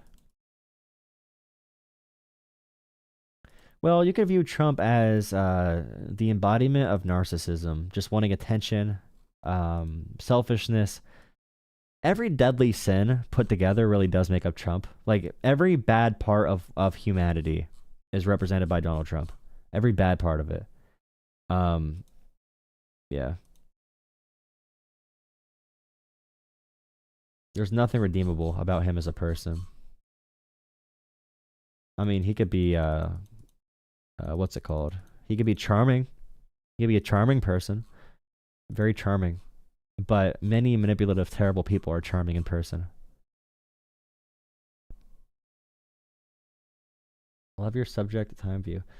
Yeah, thank you guys for hanging out. I have a lot of work travel coming up, so it's gonna be hard for me to stream on my usual schedule. But I am happy to see many of you still sticking around here. Yeah, I'll be traveling again from Sunday to Wednesday as well. I might try setting up my phone a couple times and just doing like going to scenic locations. I can stream from scenic locations a little bit, and we could just do little catch-up streams every now and then when I'm traveling. People like Trump is why you can do this show. What? Trump has not invented anything or done anything for anyone. He wasn't even a billionaire. That's the craziest thing about Trump. He was never even a good businessman. Like the big thing he gets credit for, he was never even a good businessman. Like that never happened. Call from Matthew. Hello. Hello. How's it going? Oh, pretty good. I was just wondering why y'all Democrats are hating on Trump. Because he's a billionaire. Getting rid of all the corruption and bad shit that other billionaires is causing this country. Well, he's given pardons to a bunch of corrupt companies that screwed people over, and all that kind of stuff. So, like how? So like for example, this one company defrauded investors. Another company sold fentanyl to kids, and he pardoned them because he's friends with them. I could try to find their names real quick. Trump pardons drug dealer. The one guy Trump pardoned just assaulted a children, assaulted a child. He's given, he's put terrorist organization with all these drug dealers that was fleeing into the country that Biden allowed, that was killing hundreds of thousands of American citizens, and you basically got rid of all the immigrants. Hundreds of thousands of American citizens got killed by immigrants. Hundreds of thousands. Yeah, by all the fentanyl that's fleeing into the country. You know, the cartel. Well, guess what? Those motherfuckers are sitting in the fucking prison right now, and what is that country that I can't fucking think of the damn name. Age, but a lot of illegal immigrants in this big ass prison that he's. El Salvador. Yeah, El Salvador. Thank you. So one thing I have for you is 90% of fentanyl in America is brought in by American citizens. 90%. How is that? No, not 90%. It is 90% according to U.S. Customs and Border Patrol. The cartel is bringing fentanyl into this country. American citizens bring fentanyl in more. 90% of it's brought in by American citizens. And if you care about drug overdoses, you should care about that, though. I don't know where you get U.S. your facts Customs from, and Border but Patrol. yeah, U.S. Customs and Border Patrol. It's not wrong. I'm right. I do this for. I study policy for a living. I know this stuff. I actually write papers on the opioid epidemic too. So this is my wheelhouse, brother. Well, your facts are wrong. Okay, have a good night. Fucking idiot.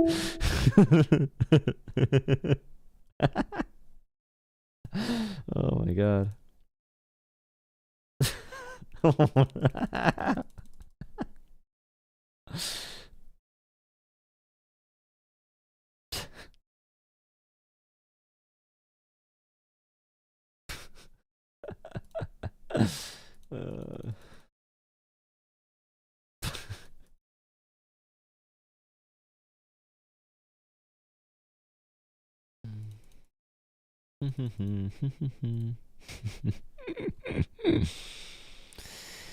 Oh my god, dude. So here you go. So there's a sentencing commission in America, United States Sentencing Commission. So these numbers are a little bit off, but 82% of fentanyl trafficking from men, okay, 40% Hispanic, 40% black, 20% white, average age 34, 87% were American citizens, 41% had no prior criminal history. Median age is 28, between 280 400 grams of fentanyl. Sentencing increase for possessing a weapon, 30%.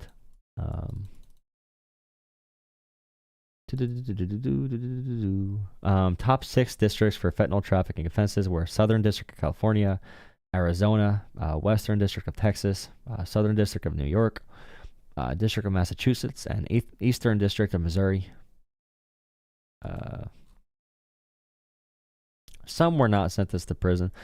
Some people do get involved in really corrupt dealings where they're like forced to work for a gang. So that does happen. It actually does happen. They get like into debt, and they have to pay the debt off, and their way to pay the debt off is to do this. But it does happen in that way too. So that's why you might not go to prison. I'm making that part up. It might be true. It does happen sometimes. I'm not sure what the main reason is though. Many such cases. Quit spreading misinformation. You're right. I should instead agree with you, because if I agree with you, then I say all facts, because to you, anything you agree with is fact, and anything you disagree with is not fact. You're a very simple-minded person, and I appreciate that about you. I appreciate you, buddy. Thank you. You're awesome. Thank you for the donations. Yeah, there you go. There you go, man. What do you do for a living? Oh, you don't want to know. I do YouTube for a living. Of course. Nice. Okay, wait a second.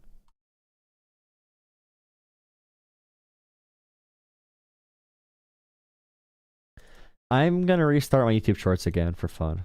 So you guys know what to do. The stream will be back up in a second. Just refresh my YouTube channel. I'm putting it right back up. Refresh my YouTube channel. I'm putting it right back up, okay? Refresh it. I'm putting the stream right back up. Yeah, I'll take another caller. All right, guys. You guys are being so amazing.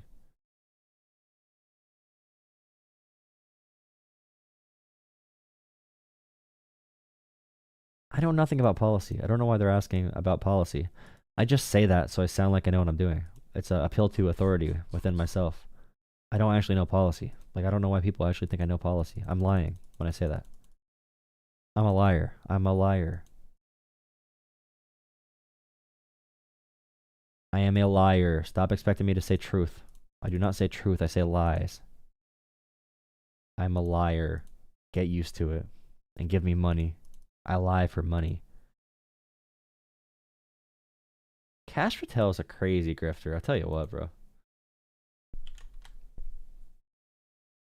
Oh, crap. Let me fix this. Your facts are wrong, bro. Okay, my facts are wrong. Have a good night, buddy.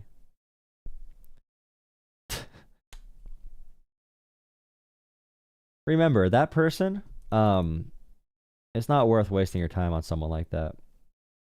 Unless if they're a loved one, then you could do it. Your facts are wrong. That's how you win debates. How can I debate that, bro? How can I debate that, bro? You said my facts are wrong, bro. Shit.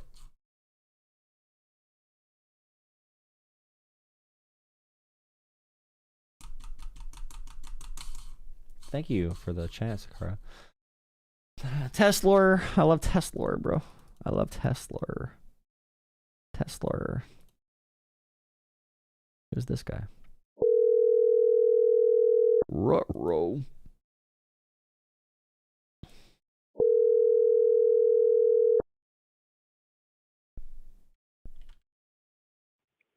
Hello? Hi, this is the YouTube guy. What's up? For politics. Oh, man. Hey, I gotta go sleep, but good stuff, man. All I right. appreciate you. Sorry, I appreciate you. Have a good night, man. I'm sorry. Hell yeah, Thanks, no man. worries. Yeah, sure. He just called. He just called, bro. He just called. He just called. He just called. I called him back. He just called me. I called him back. And that's what I get. That's what I get. That's what I get for being nice. Well, Elon is an evil person. What should my poll question be? North Star, calm down, buddy. Calm down.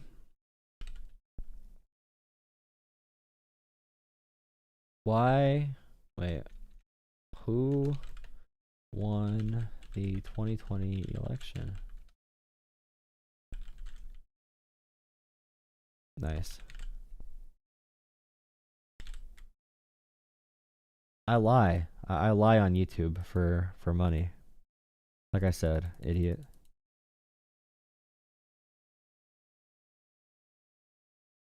Protests, to be honest, I mean, protests are really just to show a public support for something, and hopefully people listen because they're like, oh crap, if this many people are protesting, then maybe it's an actual movement. You could also cause annoyance and disruption, and you know, if they fix the issue, like in the UK, I think like Stop Oil was protesting, and they stopped drilling permits and they stopped protesting. So you get concessions if you stop being a public disturbance or be disobedient or whatever. It is funny, at all the protests today, there were so many deport Elon Musk signs, bro. Deport Elon Musk. Yeah, protesting, I got civil rights, yeah. If you causing a disturbance. So like some are like some are like celebrations. So I'd say like today, there's different types of protests. So you could do like a protest where it's a big one and you're just showing like, you know, we have a lot of people here. Then there's other protests where you're like occupying a space, or you're blocking a road. Blocking a road is extreme, probably. But just like, I don't know. There's a few different degrees to level of protest for like whatever. But it is good to be outside and get around people. Not everyone's gonna come to the protest where you actually like disturb things. But those are necessary for some social changes. Like you said, civil rights movement is a good example. I agree with the deportation. Yeah, for Elon. Go fight in Ukraine. North Star. North Star is having a big night. A big night in the YouTube chat. If you're well educated, they call you an indoctrinated liberal. Yeah. George Soros paid me to be here, bro. George Soros. How happy should I be? I have 1,300 missed calls. 1,300 voicemails. That makes me very happy. Howdy. What's going on, buddy? Nothing much. How about you? Not much. I just want to know your political views. Why do you think Trump and Elon are just so bad, man? I don't even know, dude. Well, it's on your stream. You could at least like back it up with facts, bro. How is it so bad? Have you reviewed any of the actual like interviews or any actual things that are going on in the world, not just what you're being told? Yeah. Detaining students at colleges with unmarked vans and fully masked federal agents with all these face coverings on them. I think that's pretty bad. Sending people to El Salvador who may or may not be innocent or in a gang, and laughing about it when it turns out to be someone who's innocent. That's not good. Taking away labor laws that protect people, making corruption more illegal for the government, launching crypto coins to profit from the presidency. I don't like those things. Wait, what? Hold up. All right. I hear you. And, I don't want to sit here and, because it is a really bad situation where, people are being deported and, the country's in such turmoil. But there was things adding up to the fall of this. It's not just one thing. It's like you said, protests, people being deported, corruption. But, it wasn't going to change under the Biden administration. That's the whole reason we're going through this right now. We're having to take steps backwards for this. The tariff ratings on us was so heavy, we couldn't even sell cars to Canada without having a 250% tariff rating. That's not true at what that all. means? That's not true. It's not true. It's statistics. With bro. You cars? can look No, it we up. had the USMCA for automobiles across Canada, the US, and Mexico. So we had 99% of our goods in general without tariffs. I haven't even heard Trump lie about the tariffs on cars to Canada. I don't even know where you got that from. It's facts. You can look it up. But I mean, that's just a small thing. Like the deportation of these college students, the type of mess they're stirring up. I mean, people are, trying to say terrorism is okay by destroying these There is Tesla not. cars Okay, so the 250% attacking tariff the from government. Canada to American cars is completely fake. Does not exist. Bro, you can look it up right now, bro. I did Doge look it up. talked It does about not exist. It does not exist. Yeah, Doge might have talked about it, but it does not exist. I encourage everyone that's watching right now to Google it. Google Canada 250% tariff on American cars. It has never existed. It does not exist. There's a 25% tariff because of the trade war, but there's never been what you just that's said. still a big deal. Yeah, they responded to what Trump America's started. not the perpetrator I'd assume. America is literally the perpetrator. Yeah, that's what that means. That we started it and they reciprocated. Yeah. No, this wasn't started because we was getting fucked out of all the other countries. Why No, don't we no, talk no. about Like this is China, happening because of what America with China is Canada. doing, how We're talking they're about America how and they're Canada. taking over Africa. Okay, so now we're talking about how they're China. Okay, colonizing so Africa. Africa, we're actually really helping them right now, because USAID helped us maintain a foothold in Africa with soft power. Now China is now doing what we did there with USAID. They're using it to expand their power, and they're Belt and Road Initiative to They're get more power colonizing in it. Africa. Thank you. Well, they're Thank making you. I economic agree with deals. that. No, but the USAID we had Just there, our economic international deals to development, take over their was really country helping us. Well, it and was build actually their helping us to houses stop there. them. So China's really happy we killed USAID. They're very happy with that. And I don't like that. We're helping China. We are not helping China. Yeah, we are, because we pulled out USAID and aid workers and international development workers. So yeah, we're helping China when we do that. Yeah.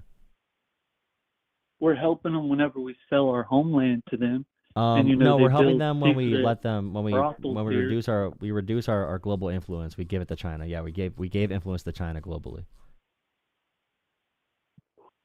But you don't ever think, maybe there was an inside deal leading up to this.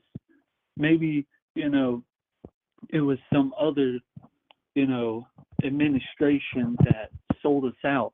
Couldn't have been Biden or Hunter Biden. Well, now you're just You like know, the saying guy names who- that you think are gonna make you like they make you emotionally mad to say those names, but that doesn't talk about facts at all. No, there's facts behind it. I'm talking about It's USAID and China. China's happy with what Trump is helping China get more powerful. Especially the tariffs. Nah, The but- tariffs are really helping China. So we should just let everybody, put tariffs on us. But the second we go to putting tariffs on their products, like they did us, we're over here. We can't, fight back because we've just been enabled by the media to say that's wrong. No, so I There's have a lot of- actual things we can look at here. So like we can talk about the tariff rate that like China had on us. It was close to like 9% maybe. We're tariffing them at 54% on average. So we're tariffing these countries at like a 4 times higher rate, 5 times higher rate than they ever tariffed us. But I would say probably I don't think we should raise the taxes of American citizens, and that's what we're doing with tariffs. We're raising our taxes on import goods across the board for every country in the world, which is insane. And no country has ever done good doing what we're doing right now. It's not advised by. You could talk to conservatives or liberals or progressives or libertarians. They all agree that Trump's current tariff policy is the dumbest thing they've ever seen in their entire life. Well, there's been a lot of things in the government that's been uncovered recently, and it's not just the tariffs per se, it's all the funneled money and all the waste that's been going to, people with fake social security identity. That's not true. So like Musk with Several social other things. identities or social security, that was never proven. So all this stuff you're saying right now is just like So that's not true. All right. So what do you think about this fentanyl crisis?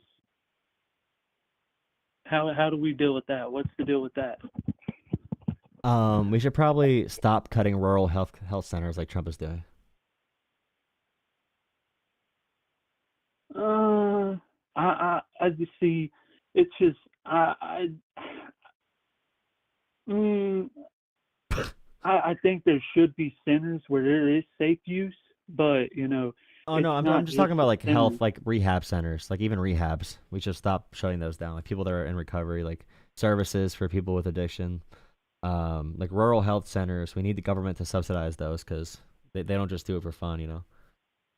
Well, I've actually, through the past 2 years, I've actually been in rehab myself. So, I got to see some things firsthand where, like, a lot of rehabs sometimes enable it and they just want the money. They just want you there for the money, and they'll put you on methadone after you get off all these horrible, like, drugs. And then the methadone doesn't even help because, one, they need it even more. Two, it makes them even more sick. And I've watched, people do fentanyl, and my own brother does it. So I mean, drug addiction sucks.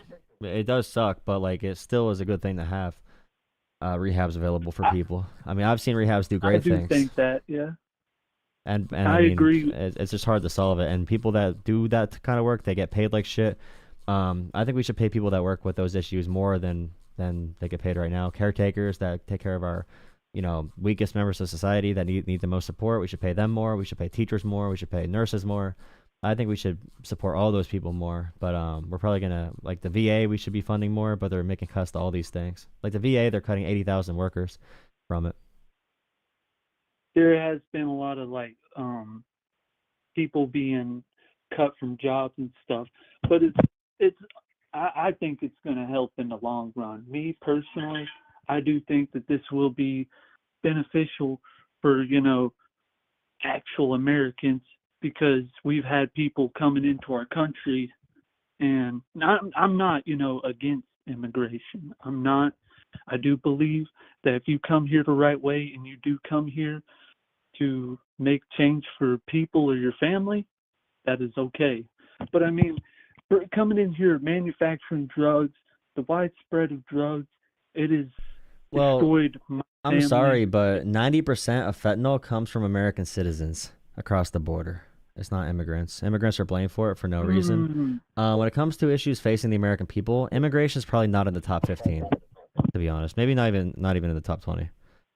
But it's the number one issue because people get really fired up about race issues, usually, and culture issues, and language. The ultra rich convinced us to fight immigrants instead of fighting them. That's the whole thing. The ultra rich want us fighting over dumb bullshit. That's what it is, bro. They own everything. They convince us to fight each other. That's what it is. It's just facts. Real I objective do truth. think there is a shadow global government, but I don't think that. Oh, it's out in the open, bro. It's out in the open. We have the richest man in the world cutting through the VA. They're cutting the VA. They cut Meals on Wheels, bro. That's $1 billion. Meals on Wheel. It's 0.0001% of our budget. Elon Musk cut Meals on Wheel. Why would he cut Meals on Wheels, bro? Like, no reason. No reason. Because they're assholes and they want money. They want to profit off people. See, there's just so many things wrong. It's literally, it feels like a pyramid of, it's just a whole graph of problems that led up to this. I wouldn't say that it's just, us or the rich. I would say it's a conglomerate of all of us, really, because you'll have the guy next to you who's on your level looking to take you out, and it doesn't matter because it's encouraged for us to eat each other up. And the media, I'm not just going to point out Democratic news television. It's also in the right wing. It's really, we're just in such a fucked up place that people have no identity. They don't know where the problem comes from. I agree with that, but the issue right now is we're following people who are still lying. And I would say right now we're seeing huge cuts to the VA, huge cuts to Social Security, huge cuts to Medicaid. We're seeing big cuts to Meals on Wheels and our national parks, and they want to sell them off to the highest bidder. So right now, there are issues, but we're following people who want to cause more of those issues and make things more for profit and make us, care about our communities even less.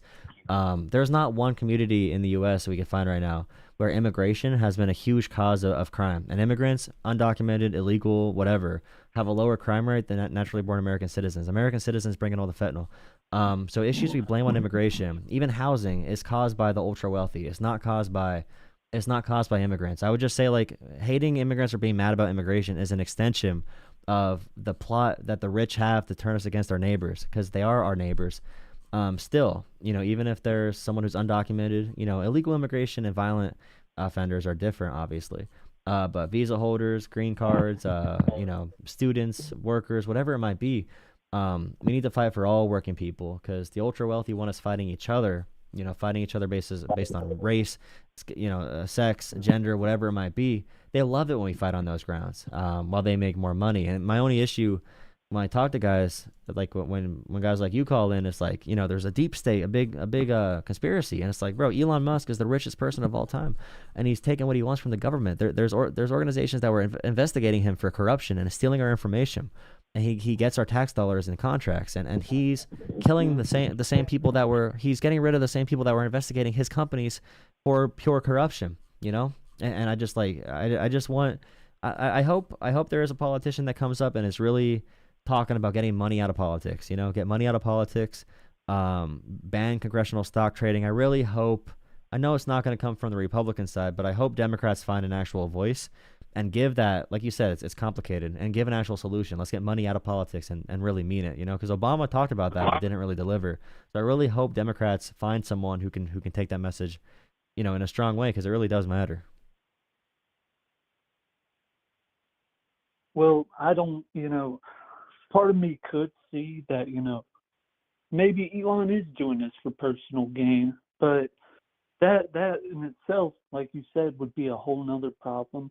But even so, we're still dealing with all of our own problems. It's not just him, but I do think that him uncovering a social security crisis, He never did that, though. I'm sorry, but he's lying about that. He's lying about the Social Security crisis. He's lying about those people getting funds. And he's lying about the number of people on there that are illegal or whatever getting funds. There's no illegal aliens with Social Security numbers. They're all legal immigrants. Like, he's lying about all this shit, bro. I promise. We can go through this sometime, a different day. I promise you, Musk has lied his ass off about Doge. The only thing he's told the truth about is probably like a gay pride parade somewhere that cost like $20,000, but the only reason he brought that up is to make people mad because he knows conservatives get offended by gay people, But as far as waste, fraud, or abuse goes, he has not shown one instance of that happening. I promise. We can go through all the information. I promise you, man. I promise. So you're telling me whenever they came up on whatever it was on national TV and they said, "Hey, look, we found people who are pretending to be over 100 years old, 130, 145 years old. So we've been sending in millions of dollars." Yeah, that's fake. I promise you, that's fake. Yeah. There's never been a payment out to someone more than 115 years old or whatever on Social Security. Even Trump's own acting Social Security director said that and confirmed that. So, like, that is completely false. Or, like, yeah, I saw that Doge interview on Fox News. He lied his ass off that entire time. And I know a lot of these, different files in the government, it's been publicly available information for a lot of this, and they're talking about it lying like it's new information, but they're really just distorting the truth. I promise, man, like, that's all fake. There's no one of that age getting any money, especially not millions of dollars, especially not. Social Security has a lower fraud rate and a lower failure rate than any private insurance plan you can find. It's one of the most efficient programs we've seen in any government in human history. And the fact they're demonizing it is insane. It just shows me they're trying to kill it. They're cutting people from the offices. They're shutting down the phone lines. It takes like 10 hours to talk to someone on the damn phone to get your account fixed. It's just, this is the first time Social Security has missed payments in like forever. They're trying to kill it. They're lying about it.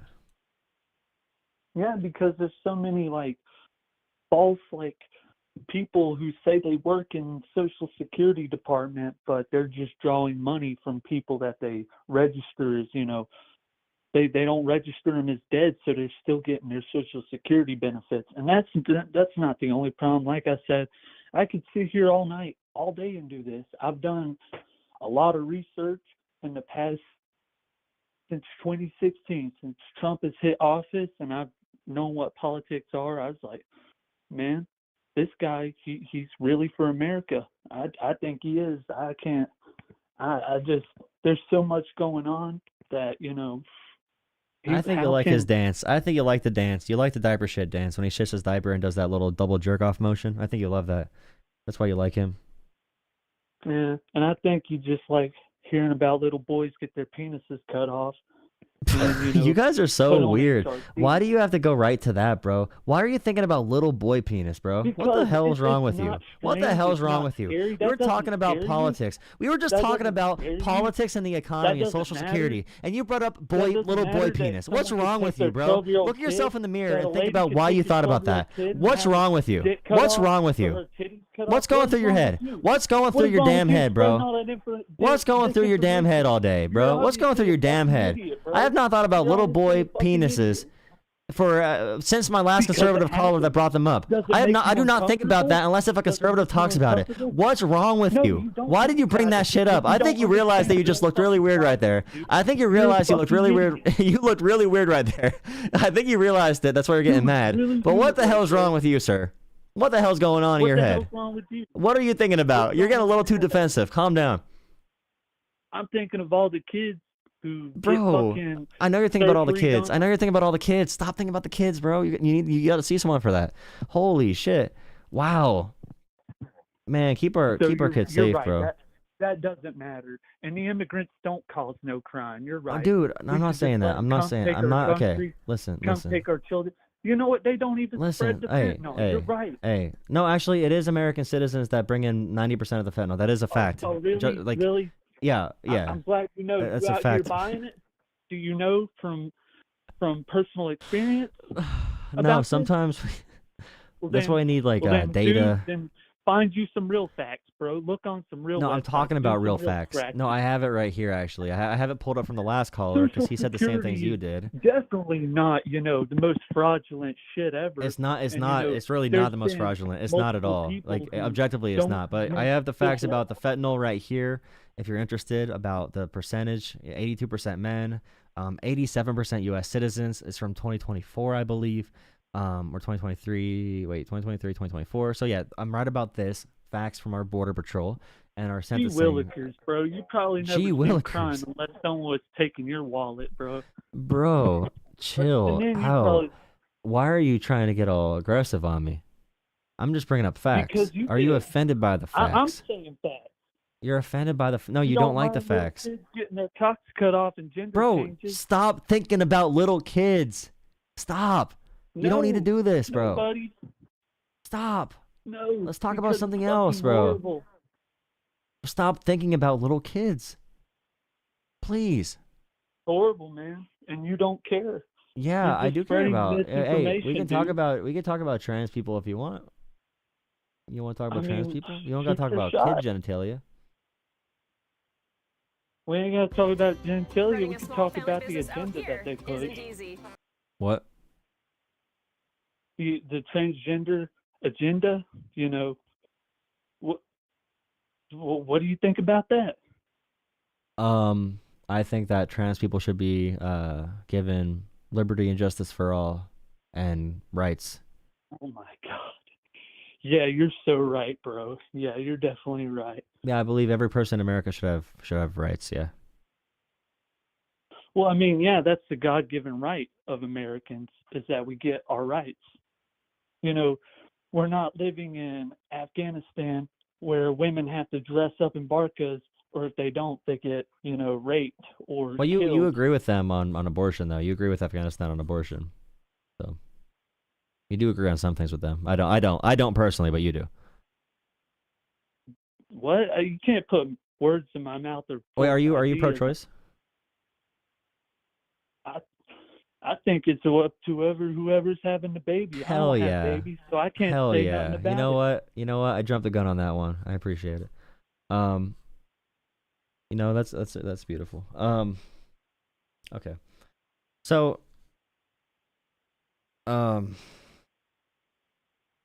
do you think there's a chance at all, so like for trans people, do you think there's a chance at all that like, being trans can be like being gay can be a real thing? Do you think there's any chance being trans can be a real thing and not just like a hidden agenda?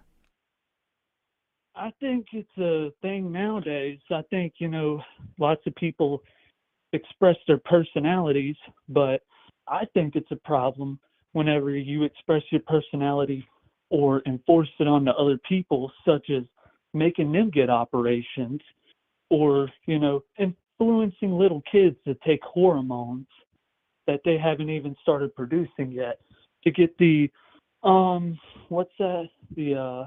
get the features that people want. And that's just where I don't sit right. They just press too many people with like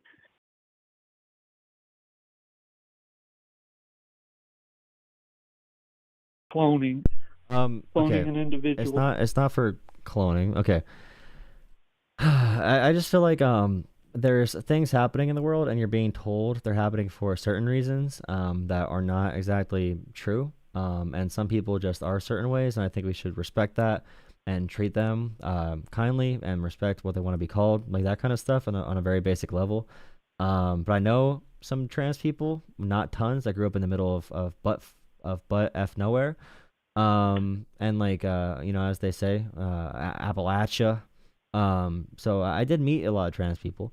And it is a very like real thing that people go through, and they have good experiences when they're allowed to transition and able to be respected by people. You don't have to agree with it, but I'm just saying, like, if someone wants to be called something or referred to by a certain name, I just hope that we can give people the decency to treat them how they want to be treated. Like the idea that there's people forcing other people to get surgeries is not happening anywhere. There's no one being forced ever to get a surgery like that. It's hard to get a surgery like that. You have to talk to a lot of different specialists, and it's really expensive too, super expensive.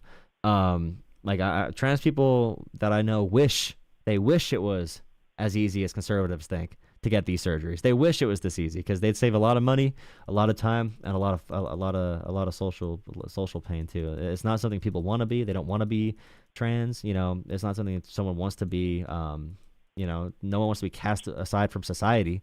It's not something people do for fun. You could have some people off TikTok that do things for whatever reason that could be not genuine. But I would probably say that the vast majority of people that are identifying as trans are going through things, and they should be, in my opinion, be allowed to talk about their experiences and be free to make their own medical decisions and all that kind of stuff. And I don't think people should be weird about using pronouns and stuff. I just think it's a little bit, I don't know. I just want people to be decent to each other, And that's okay. That's I heard nothing wrong. But I just said, like I said, I have no problem with people being who they are. I have no problems with immigrants or anything. But I do, see where people press an agenda like, getting sex change is good, or getting hormones is good. And, but the reason they don't say it's good for anyone though. Like if someone's like telling a kid they need to be trans or need to be gay, that's bad, obviously. And if you tell a kid they need to do anything, it's bad. But if we're just talking like to I don't know, in a high school health class, like, okay, these things exist. Some people are gay, some people are black. Kids actually, if they grow up around a white family, they actually ask a question like, oh, why is that person a different skin color? You have those awkward moments as a parent. And it's like, oh, well, some people are white, some people are black, some people are different shades, some people are women, some people are men, some men like men sometimes, and sometimes someone can be born this way and identify differently. I just feel like it doesn't need to be this huge thing. It's new. It definitely did come quick, but it's just one of those things where, like, do you think it's an issue for, I don't know, some people? I would say when you say like people are being forced into an agenda, if that's happening, it's bad, obviously. But in the vast majority of cases, that's not what's happening. It's just base level trying to get acceptance into society, and I just don't think there's any issue recognizing that being gay or being trans can be a thing that people go through. And I feel like the stuff you're saying about like surgeries and all this kind of stuff, it's kind of an image, and I don't think. From talking to you, I don't think you have the same motivations as the people that would tell you that, like the media people that tell you like, oh, kids are getting their whatever chopped off, you should be angry at this. That's not something that really happens for minors. I'm sure it's happened for 15 or 16-year-olds at somewhere at sometime, but it's really hard for that to happen, and I don't think anyone agrees that it should be happening for irreversible surgeries for a minor. So I feel like you're much more accepting than the people that would tell you that that's happening. But yeah, I guess just in general, being able to say like, okay, this stuff exists, and I don't know. Some people just want to block it and say that it's that trans people existing or gay people existing is a poison to society, and I want to stay away from having anyone discriminated against, if that makes sense. Bro, I'll just say it like this: I literally have gay family. I don't care if you're gay. I don't care what you do. I mean, you could go home and, freaking have an AI bot girlfriend. I don't care. My big thing is like, a lot of these, transgender people, or, I don't even want to say that because I don't want to be too offensive. But I mean, some of these people who think that this is okay I mean, I've heard stories in California where it's been like, hey man, a father was trying to keep his 12-year-old boy from HRT and keep him off of, gender change surgeries and stuff. But his kid got taken away and he got locked up because his wife said that, hey, look, I think our boy is a girl. I think he would be better as a girl. And this guy was 12 years old. And it's like, I don't know. I just hear so much of this to where I'm like, oh man, this can't be a bullshit story. It's got to be happening. And I've also heard like gender studies on animals. Like, what demonic shit is that? So there was a, Like, let me see. See, I heard about that same case from like 5 other or 10 other people that called into my YouTube show, like you are right now. And they've brought up the same exact case you're talking about. And I'm pretty sure the father was like, for example, like a gay kid getting kicked out of the household. He was pretty radically against anything gay or trans. I'm pretty sure that's why that court case went that way. Because he wanted to ignore the psychiatrists, ignore the other parent, and like in any custody battle, they'll probably pick the parent that they see as, more fit to raise the child. And if the father was like, I'm gonna make sure this child is locked in a cage so they can't be gay or trans or whatever, then of course they're gonna go the other direction. But I think the fact that I've heard that same exact case from so many people, it might just be the case that the media shares to try and demonize trans people. And we could have conversations about different policies, but I just know that's not representative of like 99% of what trans people go through.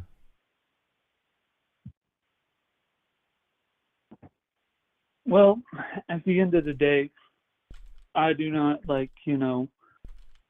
I'm over here just like you saying, what the fuck is going on?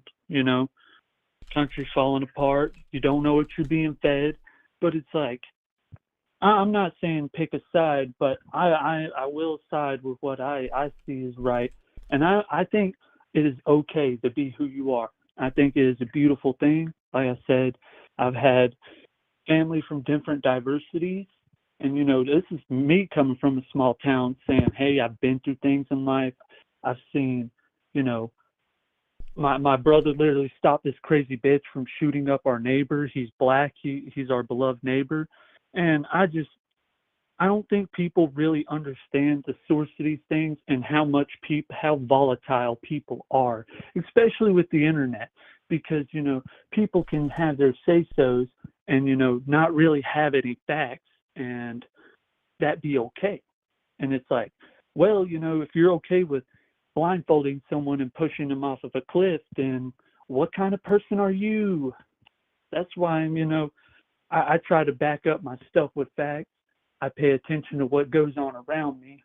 I'm not with all this playpen shit with like, oh, this is wrong, this is right.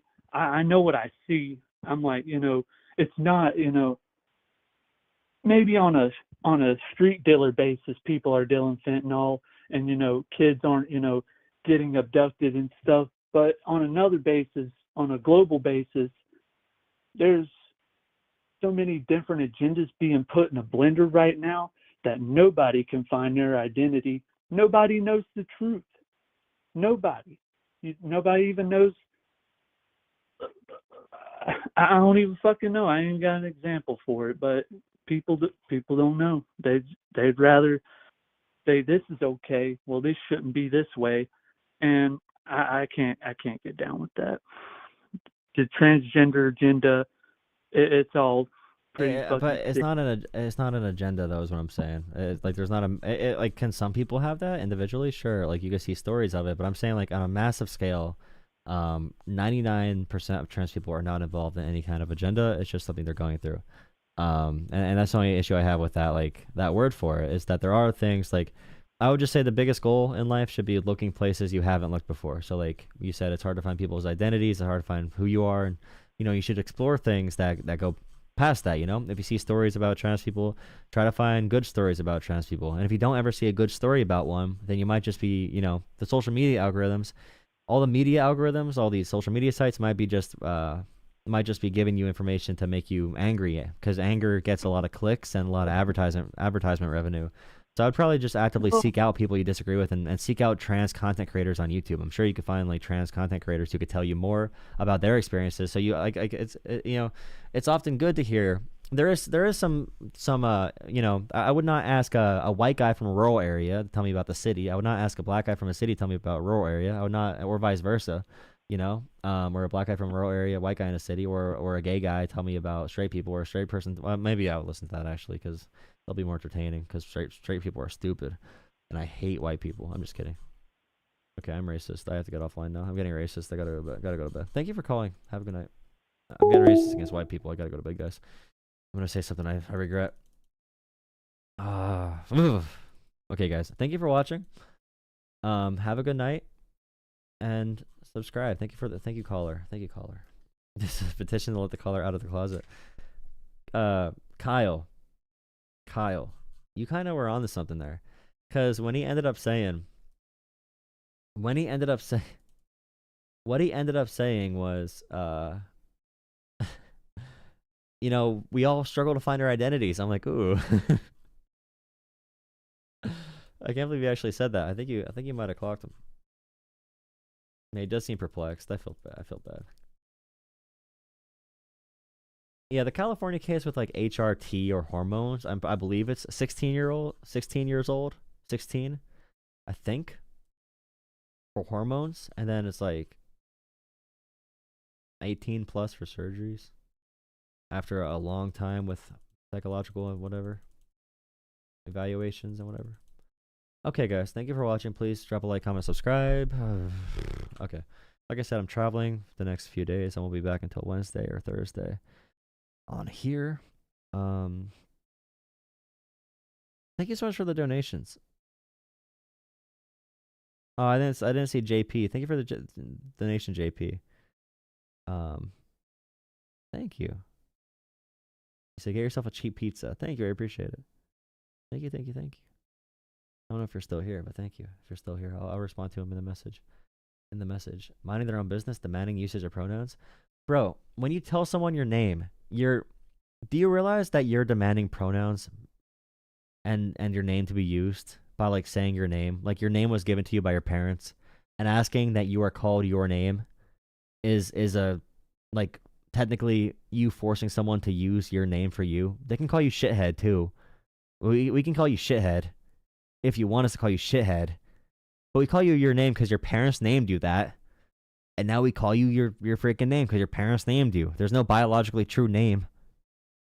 Just call them their damn pronouns. Stop being such a little baby. Like seriously, bro, you wake up and cry about pronouns. The only thing gayer than having pronouns is not saying pronouns because you're too weak to say things you're offended by. That's the gayest thing in the world, bro. You can't say pronouns. That's so gay. Damn. Thank you. Imagine crying about pronouns. Imagine all the issues in the world and you cry about pronouns.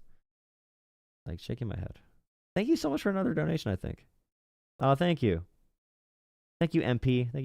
Thank you, Michelin Man. Safe travels. $5 for safe travels. Thank you so much. I appreciate it. I'll try to travel safe. Appreciate you guys. Oh, there's another one on Venmo. Thank you. Wait, is that a different one from PayPal, or is that the same one? Wait a second. Oh wait, no, that was the Venmo one. I'll respond to you. Thank you. Thank you for the donations. But yeah, drop a like, subscribe. Thank you guys.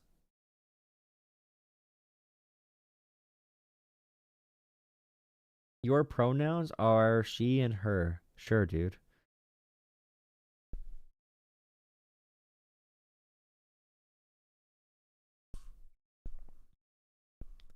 Yeah, if you judge your manlyhood based off if you use... Yeah, that is true, though.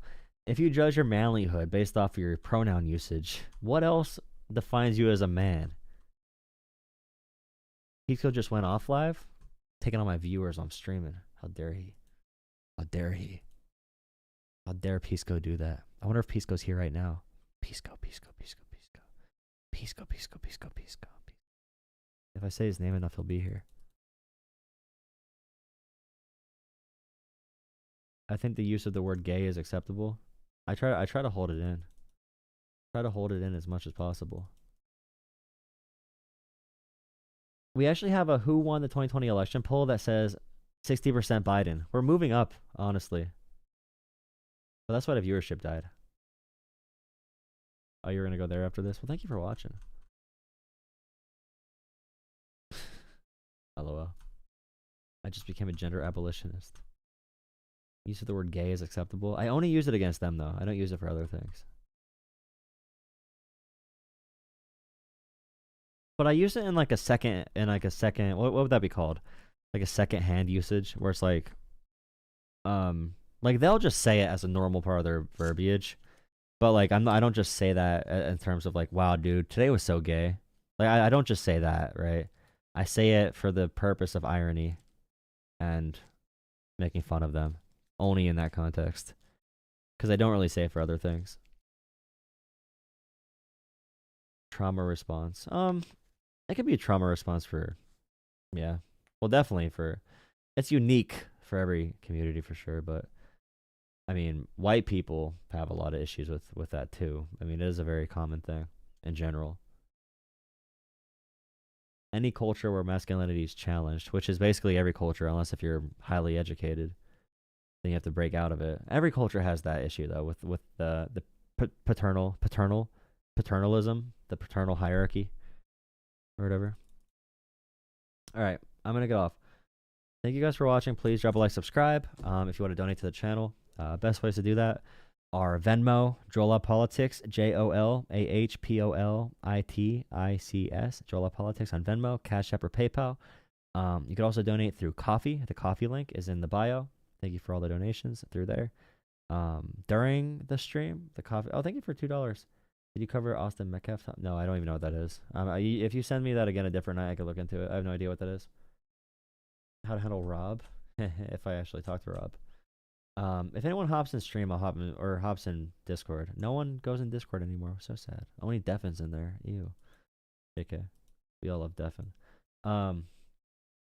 Yeah, go to ways to donate. Channel memberships are $3 for the supporter tier. Supporter tier. The supporter tier. The entry tier is $3 to be a channel member. Thank you for watching again. Paternalism. Patreon. There's also Patreon. I am in there. LOL. Defin. You know, it's kind of crazy. Thank you for watching, Def. I didn't even. It doesn't even click when Defin's in chat, because I associate Defin with the name Defin, not the name Devin, because that's a disgusting name. But Defin's a cool name. That's like a cool hip name, you know. Cool and hip name. Defin. You Democrats are all evil and corrupt. Yeah, bro. I'm so corrupt. I wish I was corrupt. Wow. That's funny. Wow. Maybe sports should measure testosterone level. If you look up the female Olympics, they have already done that. Okay, so there's already been women, biological women, as they say, who have been turned down from competing in the Olympics because of their testosterone. There are some sprinters from I forgot what country, but there's multiple athletes who are turned down from the Olympics because of high testosterone levels or another chemical that they produce naturally, by the way. Natural chemicals, no steroids. They have a certain condition, they produce certain chemicals more. But if you look at all sports, basketball is the best example physically. But like Michael Phelps, his body is designed for swimming. Basketball, obviously, if you're 7'5", you might be better at basketball. So like your ability to be good at a sport is largely destined by your genetics and by your genetic lottery. You can work out certain people and train them as much as possible. They're not going to be like Steph Curry or LeBron James. So a lot of it is not really hard work. A lot of it is, I mean, you have to work hard for sure, but a lot of it is what you're blessed with, as they'd say. Soccer also, yeah. Thank you. Bye, everyone. Thanks, Jolah. Yeah. Bye, everyone. Thank you. Love you. And I do mean it that way. Nice, Kyle.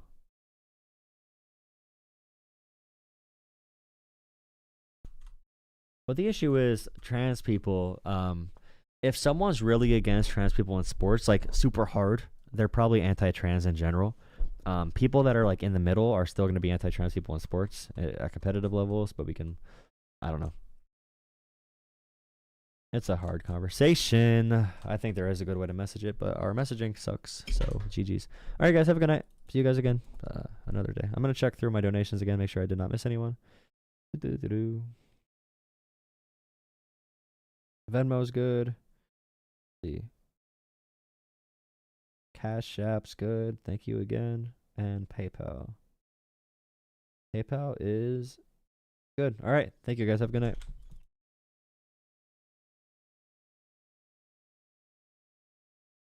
Pro-trans is anti-women's rights. Well, you should ask some women about that, because many women would disagree. Oh, God. It's always the people who are most anti-women that say that shit, too. Don't you love that?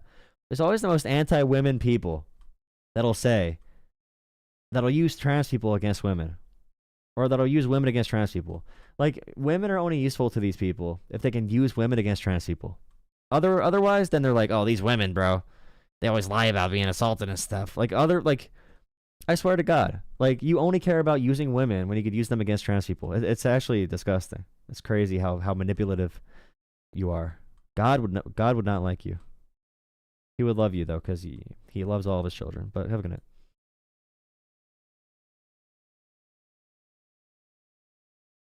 Have a good night. Good night. Good night. Good night. Good night. Good night. Good night. Good night. Good night. Thank you guys. Thank you.